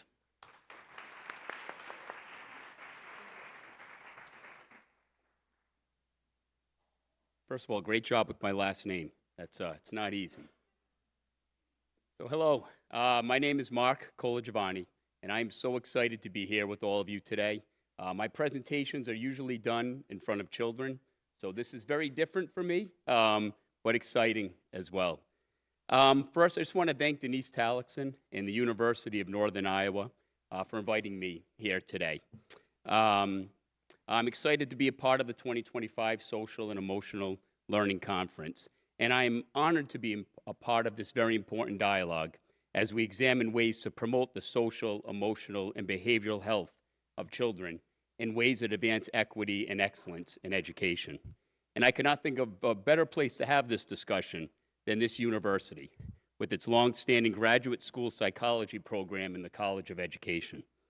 I'm excited to share with all of you my journey as a writer and the connection that my books have with this important topic of social and emotional learning. And my journey was a decade in the making, filled with constant rejection. But through hard work, perseverance, and a heavy dose of obsession, it led me to my first picture book that was released in March of 2023, entitled When Things Aren't Going Right, Go Left. And then my second picture book that came out in March of 2024, entitled The Reflection in Me. And both books are published by Scholastic, which for me is a dream come true. And then another dream coming true was that they're both illustrated by the amazingly talented Peter H. Reynolds. Both have been selling incredibly well, which I am extremely grateful for. They've been published in 15 different countries, and I'm proud to share that When Things Aren't Going Right, Go Left became a New York Times bestseller. And I'm sharing all this with you not to brag. I'm sharing this with you because I'm the perfect example of what can happen when you don't give up and you pursue your dreams. So I'm 51. My hair's turning gray. When I started this journey, I had all black hair, but things have changed. But that's what it was. So I'm very honored to be here, but I'm also very grateful for this opportunity because in preparing for today, it allowed me to take a deep dive into the message of the stories and their connection to social and emotional learning. My favorite picture book of all time is The Giving Tree, written by Shel Silverstein. And that type of message-driven story is a story that's always spoken to me. And I've always inspired to emulate that style as a writer myself. So this opportunity really allowed me to, for the first time since writing these stories, take a deep dive into the message of the stories I'm writing and putting out into the world. Now, I'm from Cranston, Rhode Island, and I'm not sure how many of you are familiar with Rhode Island, but it's a very small state. If you blink, you'll miss it. But it's a beautiful place, and it's also where I acquired this beautiful East Coast accent, which I'm going to apologize to you now in advance for, but you will have to listen to it for 45 minutes. I was born and raised in Cranston, and I still live there today with my wife, Lauren, of 19 years, and our 3 girls. Addison, there they are. That's the best part of me. Addison, who's 14, she's a freshman in high school, and Ella and Mia are my 12-year-old twins. They're in 6th grade in middle school. So I have 3 daughters. Beautiful chaos. That's what I call them. But I wouldn't have it any other way. I've been an attorney for 23 years. That's my profession. But my passion has always been writing. And I've been writing and making up stories since I was in kindergarten. And And I always wanted to be a writer. And when I graduated from the University of Vermont in 1996, that's the life I wanted to pursue, but I just never knew how to get there. And fortunately for me, my parents were extremely supportive, and they have always encouraged me to pursue this dream. And my father, who's also an attorney, he was in a band in college, and he wrote music. He almost flunked out of college as a result of it, but luckily that didn't happen. But he's always been a dreamer as well, so he's always supported me. But when he noticed that I was kind of directionless after college, he recommended I go to law school, all the while encouraging me to be a writer. So I graduated from law school in 2000 from the Roger Williams School of Law. I passed the bar, and I started my legal career, all the while having this voice in my head quietly reminding me to continue trying to become a writer. But that voice went from a whisper to a shout when my first daughter was born in 2010. And I remember very vividly there being something so inspiring of holding this new life in my arms that inspired me to pursue a new life of my own. So, on July 29th, 2010, the day Addison was born, I decided, I remember in the hospital, I'm going to start chasing that dream. I probably should have been thinking of other things, but it was a little selfish of me, I guess. And I thought it was going to happen very quickly, and it didn't. It took me 10 years to get my first book published. And during those 10 years, I was told no and rejected by every publisher and agent in the world. I was an international failure. I was failing from coast to coast. And no one was interested in publishing anything that I was writing, but I remember thinking to myself, I can live with not succeeding, but I can't live with not trying. And through that mindset, I was fortunate very early in my journey to realize that I had a lot to learn. I realized very early that I needed a lot of help. And I'm not sure who it was that mentioned this to me, and I wish I could, so I could thank them. But someone suggested that I join the Society of Children's Book Writers and Illustrators. Now, for anyone in this room who wants to write, that's your first step. Join this organization. This organization changed everything for me. Not only did it provide workshops and seminars and all kinds of resources, but the most important thing it provided me was access to editors. So through this organization, we were afforded the opportunity to have a manuscript we were writing evaluated by one of the editors of a major publishing house. And I had just finished a manuscript called The Legend of Kris Kringle, which was a story about how Santa Claus became Santa Claus. And I submitted it to the editor, and when we met a couple of weeks after, he slid the manuscript across the table, and he said, "This is an excellent story that will never get published." And the reason was, it was 2,500 words, which I learned that day was 2,000 too many words for a picture book. Picture books have to be about 500 to 700 words. So I remember driving home from that meeting feeling a bit discouraged, but more importantly, realizing that I had no idea what I was doing. So I drove right to a Barnes & Noble near where I live, and I sat on the ground in the picture book section, and I read about 30 picture books that day. And the Barnes & Noble that I chose happened to be right across the street from one of the courthouses that I attend regularly. So I got into the routine of leaving court, going across the street, and sitting on the ground in my suit. No one ever asked me what I was doing, which I'm still shocked. And I would read. I'd sit there for an hour and a half sometimes. But through that exercise, I started to learn the rhythm of this storytelling. And that's where my education truly began. And then from there, I kept writing every idea that came into my head.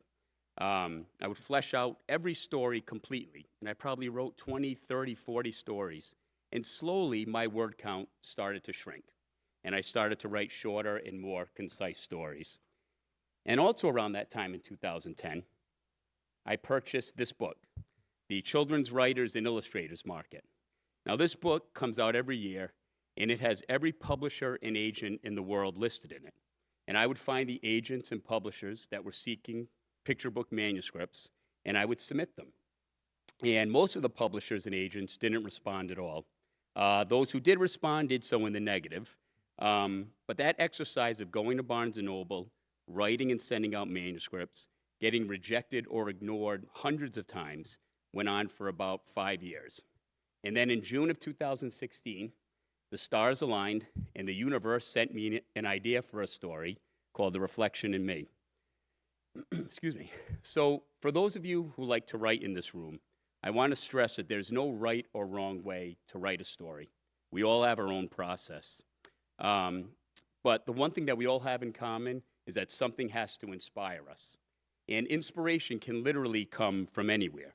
But for me, throughout this journey, my biggest inspiration has been my family, especially my children. And I actually remember the exact date that I wrote this story. It was June 20th, 2016. And my girls were 6, 4, and 4 at the time. And they were laughing and singing and dancing in front of this full-length mirror that we have in our home. And I remember as I was watching them, thinking how different that experience is for adults. For adults, we seek out mirrors to fix something.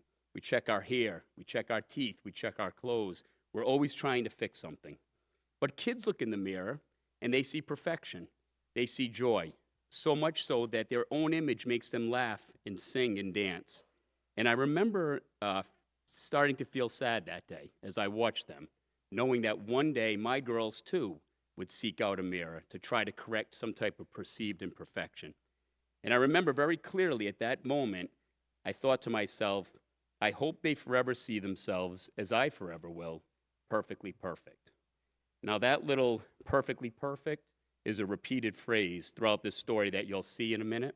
But at that moment, the story just started to flood my brain. And that's how it works for me. The ideas kind of come out of nowhere. Sometimes I dream them. It's kind of a hard thing to explain, but when it happens, I stop everything I'm doing and I write. So I went into a room in our house and I wrote this story in about 2 to 3 hours. But then it took me about 2 to 3 months and about 23 drafts to get it just right. But when I was done with it, I felt that it was the best thing that I had written to date.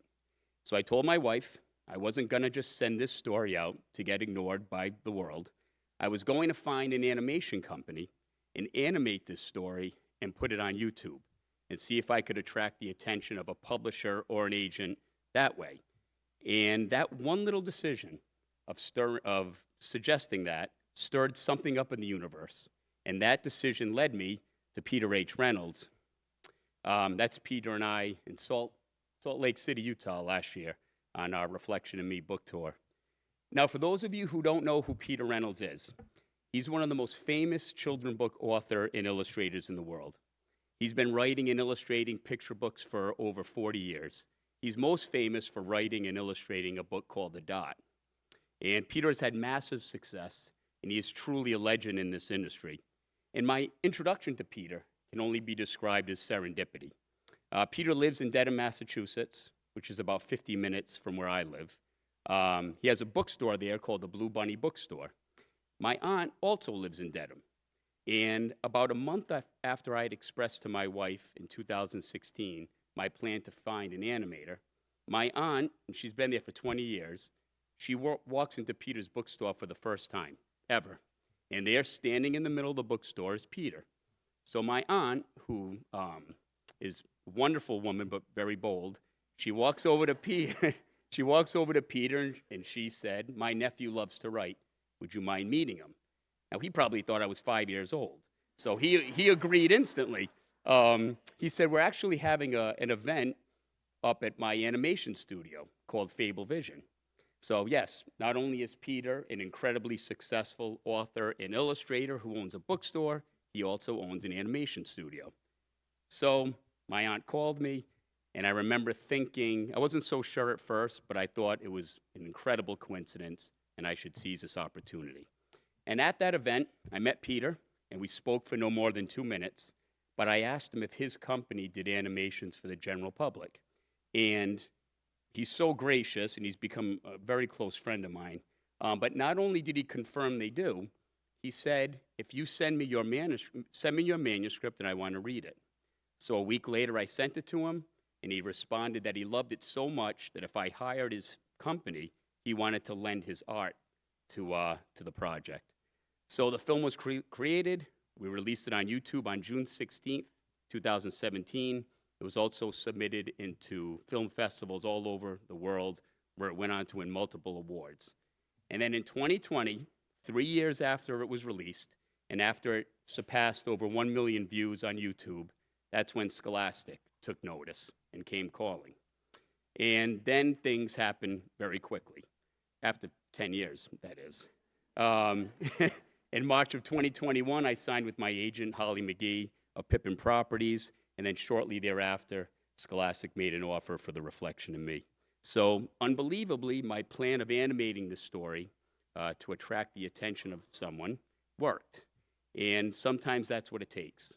Sometimes you have to think outside the box to get noticed.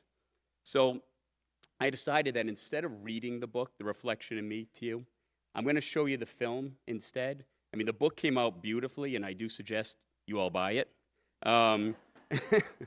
But I wanted to show you the film instead because it was created with such heart by Peter and Fable Vision, and the book is identical to the film, so you're going to get a very good idea as to what it's about.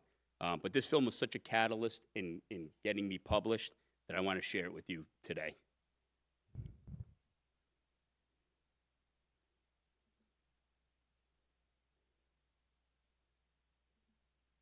Good Justin at your job. Told jokes until she laughed. They'll promote you. When she couldn't sleep, and at he some listened point, to all her worries. You'll get promoted to a position where we're now responsible when Rapunzel for people woke who up, do the job Justin we was used to already do, awake. But nobody shows us how to do that. He was looking at her and with that's his why we get managers and not leaders. That's not what it sounds like. Because the reason our managers are micromanaging us is because they actually You guys are probably do wondering, how did this work? the job better than us. He said, That's what got them. You fixed my promoted. eye. So I'm not sure what to do about that.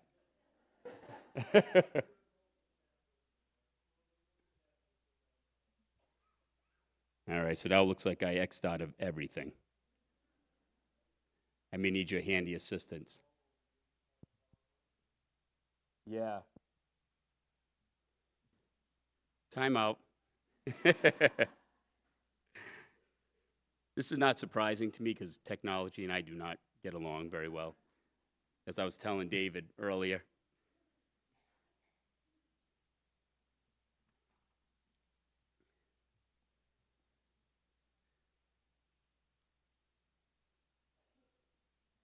We were on such a roll, too. I was doing so well with it.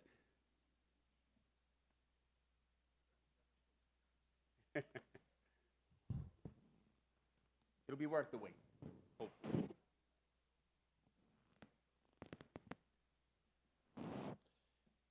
Yeah, Brian, put the logo back on the screen, please.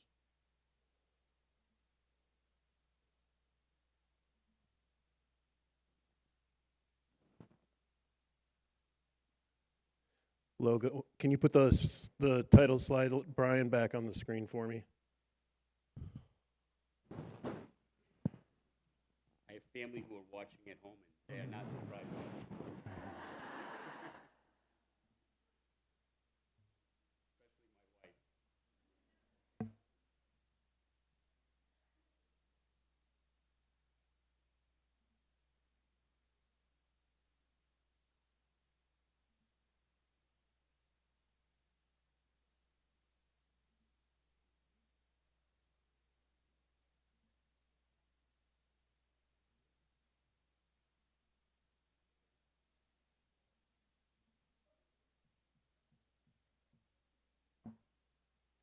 Thank you. Oh, our car's value went up. Maybe we should track all our cars' value on Carvana. All of them? All of them. We need more trackers. I'll track the van. All right, sorry about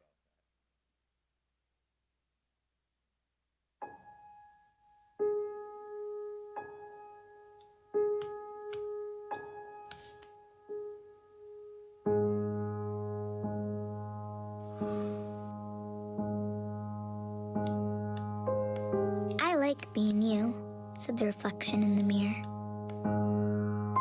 To me, you are perfectly perfect. I blushed. Me? Yes, you. And by the way, you have wonderful eyes. I blinked, astonished. I do? Absolutely. They sparkle like stars on the darkest of nights.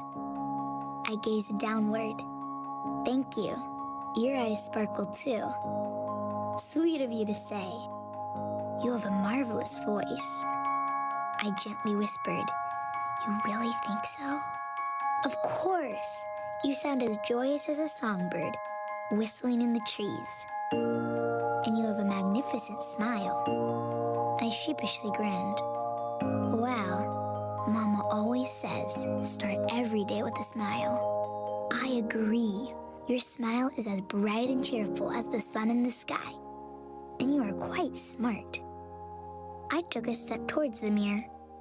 I do try very hard. You sure do. You're as brilliant as a rocket scientist. I like that you are friendly. I leaned in closer. It's very important to be nice, you know. It sure is. You're as peaceful as a butterfly. And you have a lot of courage. I raised my head high. I auditioned for the school play today. Outstanding. You're as brave as a lion. You're a fantastic dancer. I spread my arms wide. Watch how fast they can twirl. Around and around I went. Amazing. You're as graceful as a dolphin gliding through the sea. I plopped on the ground, giggling as the room playfully spun around. And you have a terrific laugh. Thank you very much. Your chuckle fills the air with bubbly joy. But most of all, I like your heart. Your kindness is as beautiful as a rainbow. I stood up and walked towards the mirror. To me, you are perfectly perfect. I gently pressed my hands against the glass. I like being you.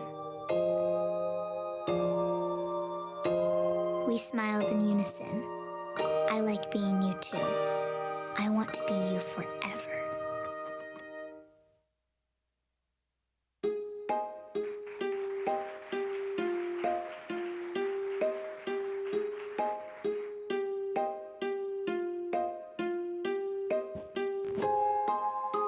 Thank you.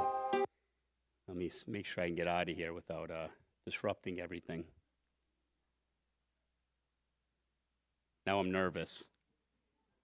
Hit escape, right? All right.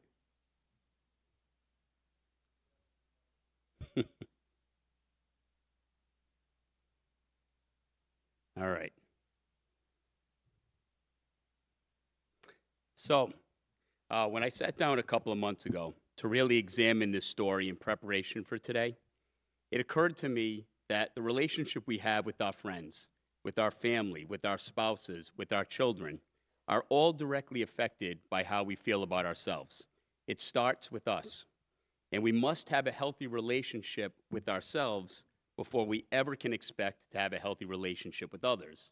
How we feel about ourselves affects everything we do in life. And like concentric circles, it affects all paths. And if you think about it, the person we talk to the most in life and throughout our day is ourselves. And if we really pay attention to those conversations, it's actually shocking how we speak to ourselves sometimes. Next time you're having one of these conversations, pay attention and ask yourself, would you allow someone to talk to you the way you're talking to you? We sometimes say the most negative and unhealthy things. We call ourselves stupid, useless, helpless. We really have the most ugly conversations with ourselves. And we have grown so accustomed to this negative self-talk that we have created a negative mental and emotional environment with our own words. And we have to recognize that if we're doing this as adults, then our children are certainly doing this as well. But the only difference is that as adults, hopefully, we're aware of it. And we can take a mental inventory and try to correct it, whether it's through meditation or therapy or some type of self-regulating exercise. But our children don't have that emotional maturity. And if we're not paying attention and taking a mental inventory as to how they're perceiving themselves, then that's when it can become very destructive. That's when we can lose them, and they can lose themselves in an ocean of insecurity. Now, this little film has been viewed over 2 million times by people all over the world. And now this picture book is circulating all over the world as well. And I've had people reach out to me from everywhere, showing me how they've been using my book in their curriculum.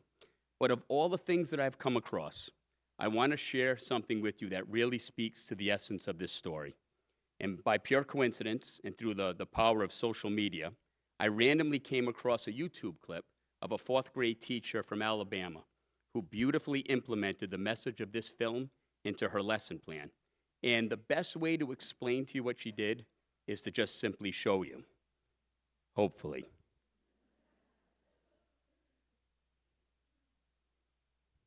All right. I have an activity for you that we did today that you are going to want to do, but just warning, you want a box of tissues while you do it. I do this with my class every year, so I know it's coming, and every year I'm just like, gosh, how did this get me again? So we use a YouTube video called The Reflection in Me, and it's just this little girl standing in a mirror, and she's talking to herself, and she's giving herself all these positive affirmations and saying all the things that she loves about herself. And so all the kids are seated here on the carpet with me, and I tell them that as they watch, that I want them to pick out something about themselves that they love and that they think is special. And I want them to do this because I teach them that it is extremely important that they understand the good in themselves. And so I call on the first kid and I say, okay, tell me what you think is special about you. And they say something, and I say, okay, you're right. And now, as a class, we're all gonna tell you something that's special about you. And one by one, all the kids raise their hands and they tell their classmate something that they think is special about them. I do this because it's important for kids to see beyond their own image of themselves, and I want them to hear what other people see them as and the positive things that people see them for. And so today we went through and we got to this one little girl and she said, I'm pretty. And I said, you're right, you are beautiful. I said, okay, class, now tell her what she is to you. And she is a beautiful girl, but not one of them mentioned her being pretty. They said she's sweet and she's responsible and she's a great big sister and she helps take care of her family and she is loving and she's a great friend and she has great self-control, and they went on and on and on about all these things. And she burst into tears. And she said, I'm sorry, these are not sad tears. So I said, it's okay, you're feeling emotional right now because people are telling you what they love about you. And she said, I only just hear that I'm pretty. No one ever tells me the other things. And I said, well, now you see what other people see in you.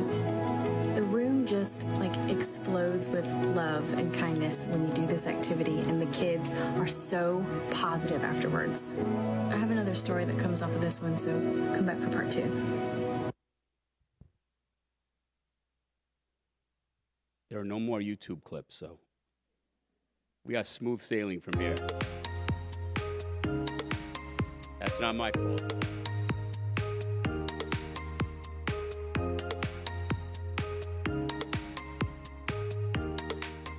I jinxed it. It's time to play Family Feud.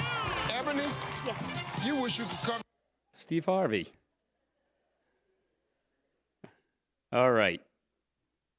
So that to me sums up this story perfectly, that little clip we just saw. When I came across that clip, I was absolutely blown away because the way those children digested the message of this story is exactly what I was hoping for when I wrote it.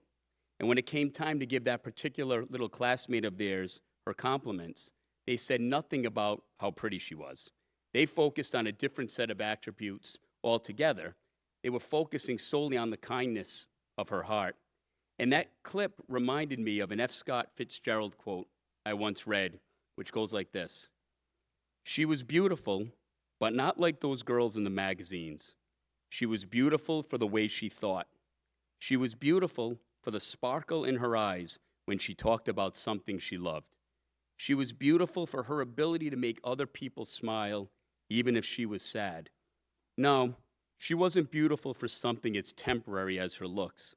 She was beautiful deep down to her soul.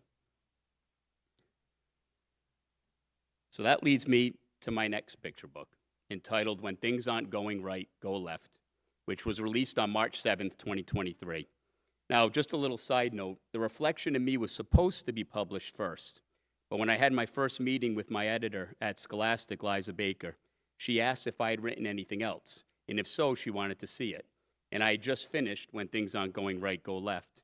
So I sent it to my agent, who sent it to Scholastic, and they loved it so much that they wanted Go Left to come out first, and then they bumped Reflection to 2024. Now, this story, once again, was inspired by my children, specifically what they experienced when the schools closed during COVID. Now, COVID was a horrible experience for all of us, our teachers, our communities, but the biggest victims of the pandemic, in my opinion, were the children. And my girls were 9, 7, and 7 at the time. And I never realized that children could experience worries, fears, frustrations, and doubts on such an intense level until the computers came on in my house during distance learning.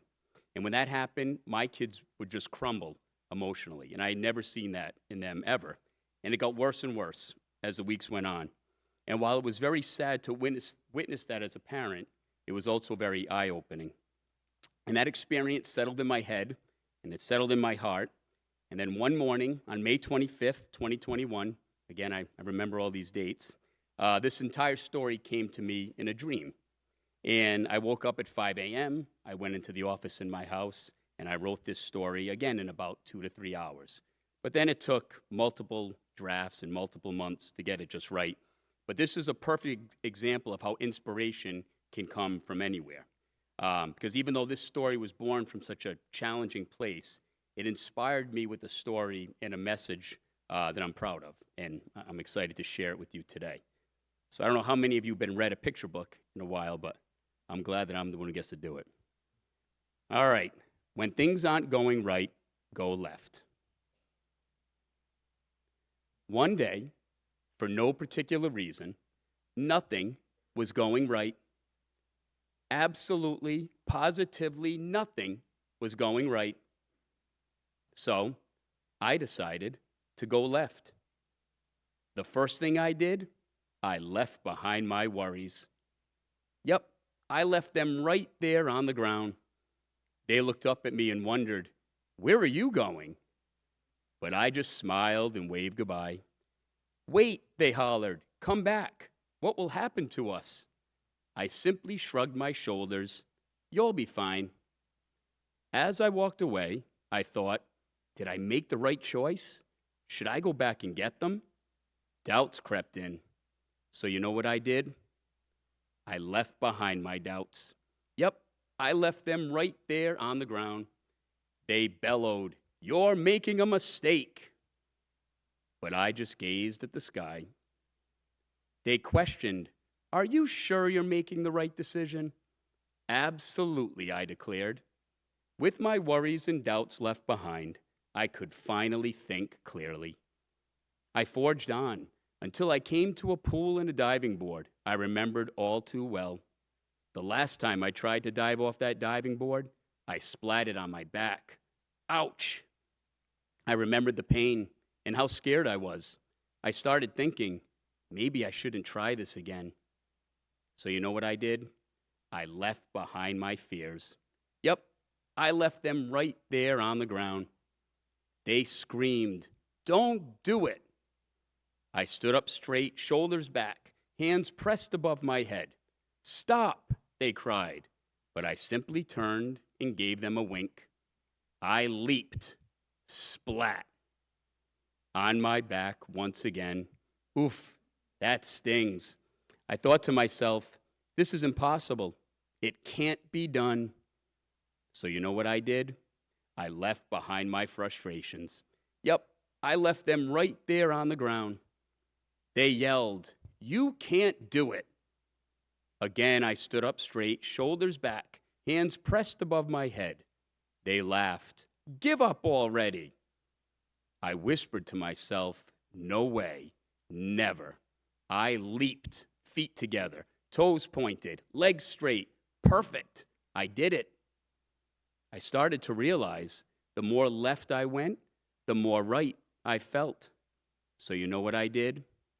Yep, I kept going left.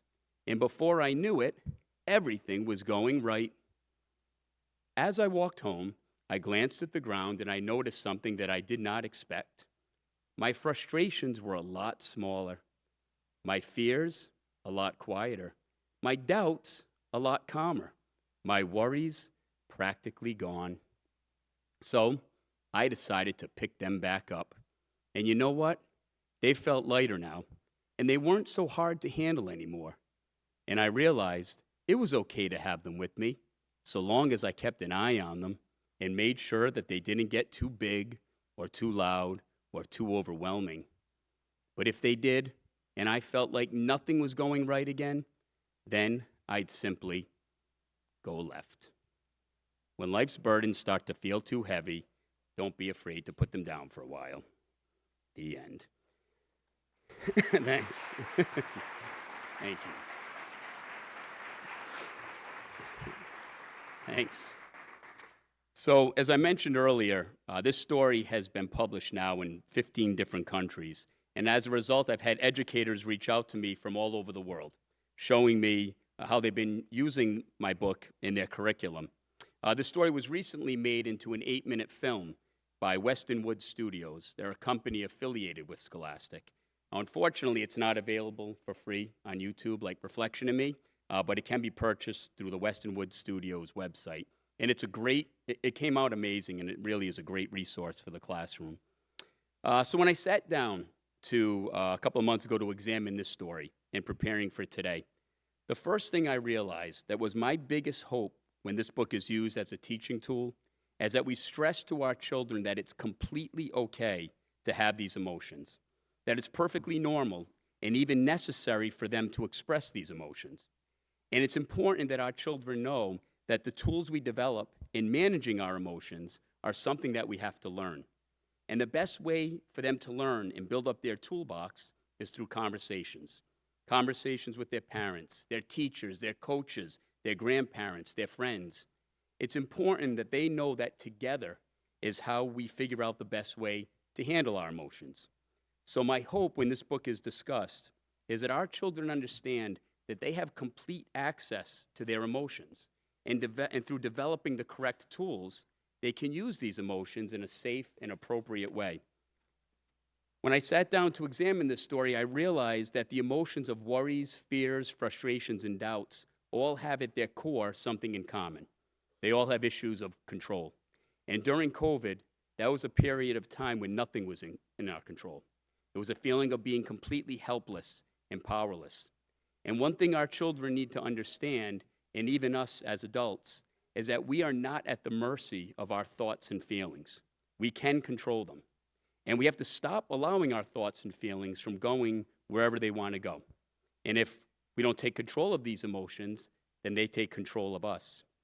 And they will take you in directions emotionally that you don't want to go in. So changing directions in our thinking can make a world of difference. Sometimes we just need to go left. Now, this story obviously is a play on words. Going left refers to going in a different direction to get to a better place. But it's also speaking to the ability of putting down that emotional baggage that we've been carrying. I left behind my doubts. I left behind my worries, my fears, my frustrations.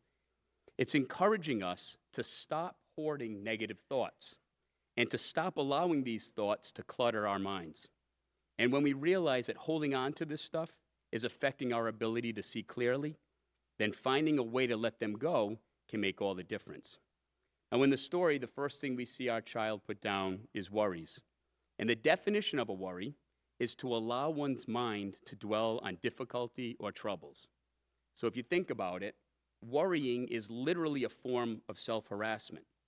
In our day-to-day lives, we would never tolerate someone harassing us, but we do it to ourselves on a daily basis when we worry. And whether we want to admit it or not, our thinking is very fragile. And as you saw in the book, Peter Reynolds marks the box holding worries with the word fragile, reminding us that our thoughts are so fragile. I also love that Peter placed this box on the character's head, because another thing that worries can do is impede our vision. They can prevent us from looking all around and seeing all the possibilities. So I thought those are just brilliant creative choices by Peter. I had nothing to do with that, by the way. That's all Peter. The next thing our character puts down is his doubts. Now, a doubt is that voice in our head saying you're making a mistake. A doubt is a feeling of uncertainty. We are questioning ourselves, our ability. Doubts take our eyes off of our talents and stifle our progress. Doubts keep us from even trying. And as I mentioned earlier, when I started pursuing this dream in 2010, I said to myself, I can live with not succeeding, but I can't live with not trying. And that has become a mantra in my house. I say that to my girls every time they're about to try something new. And I remind them that they will never be a failure as long as they try. They may not always succeed, but as long as they try, they will never be a failure. And that's the importance of teaching our children how to handle their doubts. Because when we remove the self-harassment of our worries and we remove the questioning of our abilities and our doubts, then we can begin to move forward. The next emotion we saw the character put down is his fears. Now, fears are contained in our memories. Fears speak the loudest. It's the driving force behind most of our dysfunctions. Fear of failure, fear of rejection, fear of punishment. Fear can distort our reality. Now, personally, for me, fear has always been the most useful emotion in my life. When I'm fearful is when I'm at my most focused and most productive. But until we develop the tools to manage fear, fear can also be a paralyzing emotion. And I'm sure all of you see it on a daily basis with your students when they're about to try something new. So teaching our children to manage their fears and harness its energy and work through it is such a critical skill for them to obtain. And that led us to the last emotion, which was frustration. Frustration is when we think we can't do something. It's not that we can't do it, it's just we think we can't do it. So we have to work past our limiting thoughts. And if frustration is not dealt with appropriately, it can prevent us from moving forward. Frustration is one of the harder emotions to deal with because it's when we feel like we don't have control over a certain situation in our life. And when we can't manage frustrations, that's when we go to the blame game. We blame ourselves, we blame others, we do everything except address the root of the problem. And when we're feeling frustrated, it's an unpleasant feeling because as human beings, we have this unrealistic belief that everything should always be going right. And when it doesn't, it should resolve itself quickly. And that's just not how life works. And that's why this emotion is so challenging, especially for children. It requires confidence and accountability and a belief that with hard work and patience, things will eventually start going right. Now, one of the biggest messages that I hope this book can teach our children is the knowledge and understanding that everything in our life is out of our control. And the only thing we can attempt to truly control is ourselves. So self-regulation and teaching our children self-regulation is such an important part of being a mature person. Having the ability to adapt to our environments while simultaneously managing our emotions is such an important skill. And it's a skill that our children need to be taught and learn and practice on a daily basis. So, in finishing up, I first of all would just like to thank all of you for allowing me to share my journey as a writer with you and the connection my stories have to social and emotional learning. From 10 years of rejection, followed by some of the best years of my life, it's been quite a roller coaster. And I've been so blessed to have experienced so many incredible things over the last 3 years. From 2 cross-country tours with Peter Reynolds, to seeing my books in Barnes & Noble, Target, Walmart, airports, to seeing my stories get turned into animated films, to seeing them published all over the world, to standing here in front of all of you today, which is a very different experience for me. It's been a surreal ride so far. But my favorite part, hands down, and it's a part that I didn't even know existed when I started pursuing this dream, have been my author visits. So a couple of years ago, I put together a 30 to 40-minute presentation, and I've done hundreds of author visits, middle schools, high schools, colleges, elementary schools. And I can honestly say that those visits have become the best part of my day, outside of my wife and children. But they truly have become such an incredible light in my life. And they've allowed me to truly understand why all of you have chosen this profession. Having the opportunity to directly affect on a daily basis the future of our world is an amazing opportunity and gift. And I'm so grateful for the opportunity and gift that I've been given in having my stories published, because I feel as a writer, it's not my job to solve problems or provide answers through storytelling. I don't think I'm smart enough to do that. I'm certainly not qualified to do that.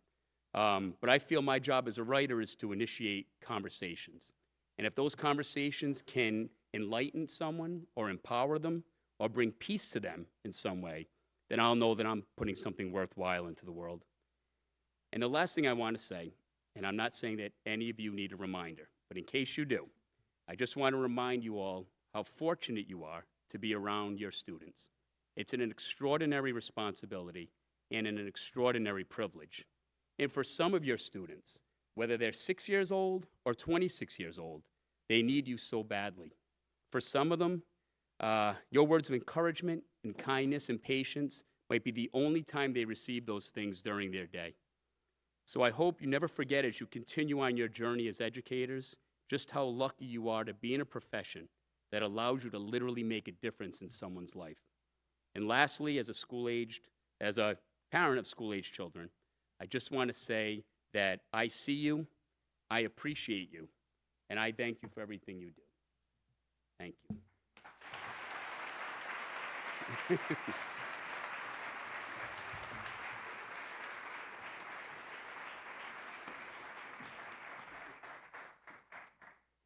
All right. Hello, everybody. I'm Nikki Score. I'm a professor here at the university in the College of Education. A few items before we start our transition. So our volunteers in the blue in these lovely shirts will help escort you over to Schindler Education Center if you're not totally sure where to go from here. We hope you enjoy the multiple breakout sessions, which includes continuing dialogue with David and with Marc. So check your programs for the locations of David and Marc's continuing dialogue and breakout sessions. You'll also notice some duplicate sessions this year. We listened and we did that. All of the handouts and slides that our presenters have and will present are available through the QR code in your program. So if you scan that QR code, that will link you to a Google Drive that has handouts for all of our sessions today. In addition to the breakouts, please make sure to stop by our vendor booths. We have Ray Gun, lovely t-shirts. We have Smack and a bunch of Pathways and a bunch of vendors in the lobby of Schindler. Enjoy lunch, and also you will be able to grab some books, and don't miss the book signing as well. As we enjoyed today, keep in mind, we already have next year's Social Emotional Learning Conference set for April 17th, 2026. We are very excited about our keynote presentation and author for next year. Information is in the back of your programs. And finally, our committee thanks again to the College of Education and United Way of the Cedar Valley for their support. If anybody is interested or knows somebody who might be interested in providing support for next year's event, information is listed on the back of the program as well. Sunny Kagabine is our contact for that. And as you leave, please make sure you find the trash cans and enjoy your walk. Hopefully it's not too cold out and the rest of your day. Thank you guys very much. We'll see you in Schindler.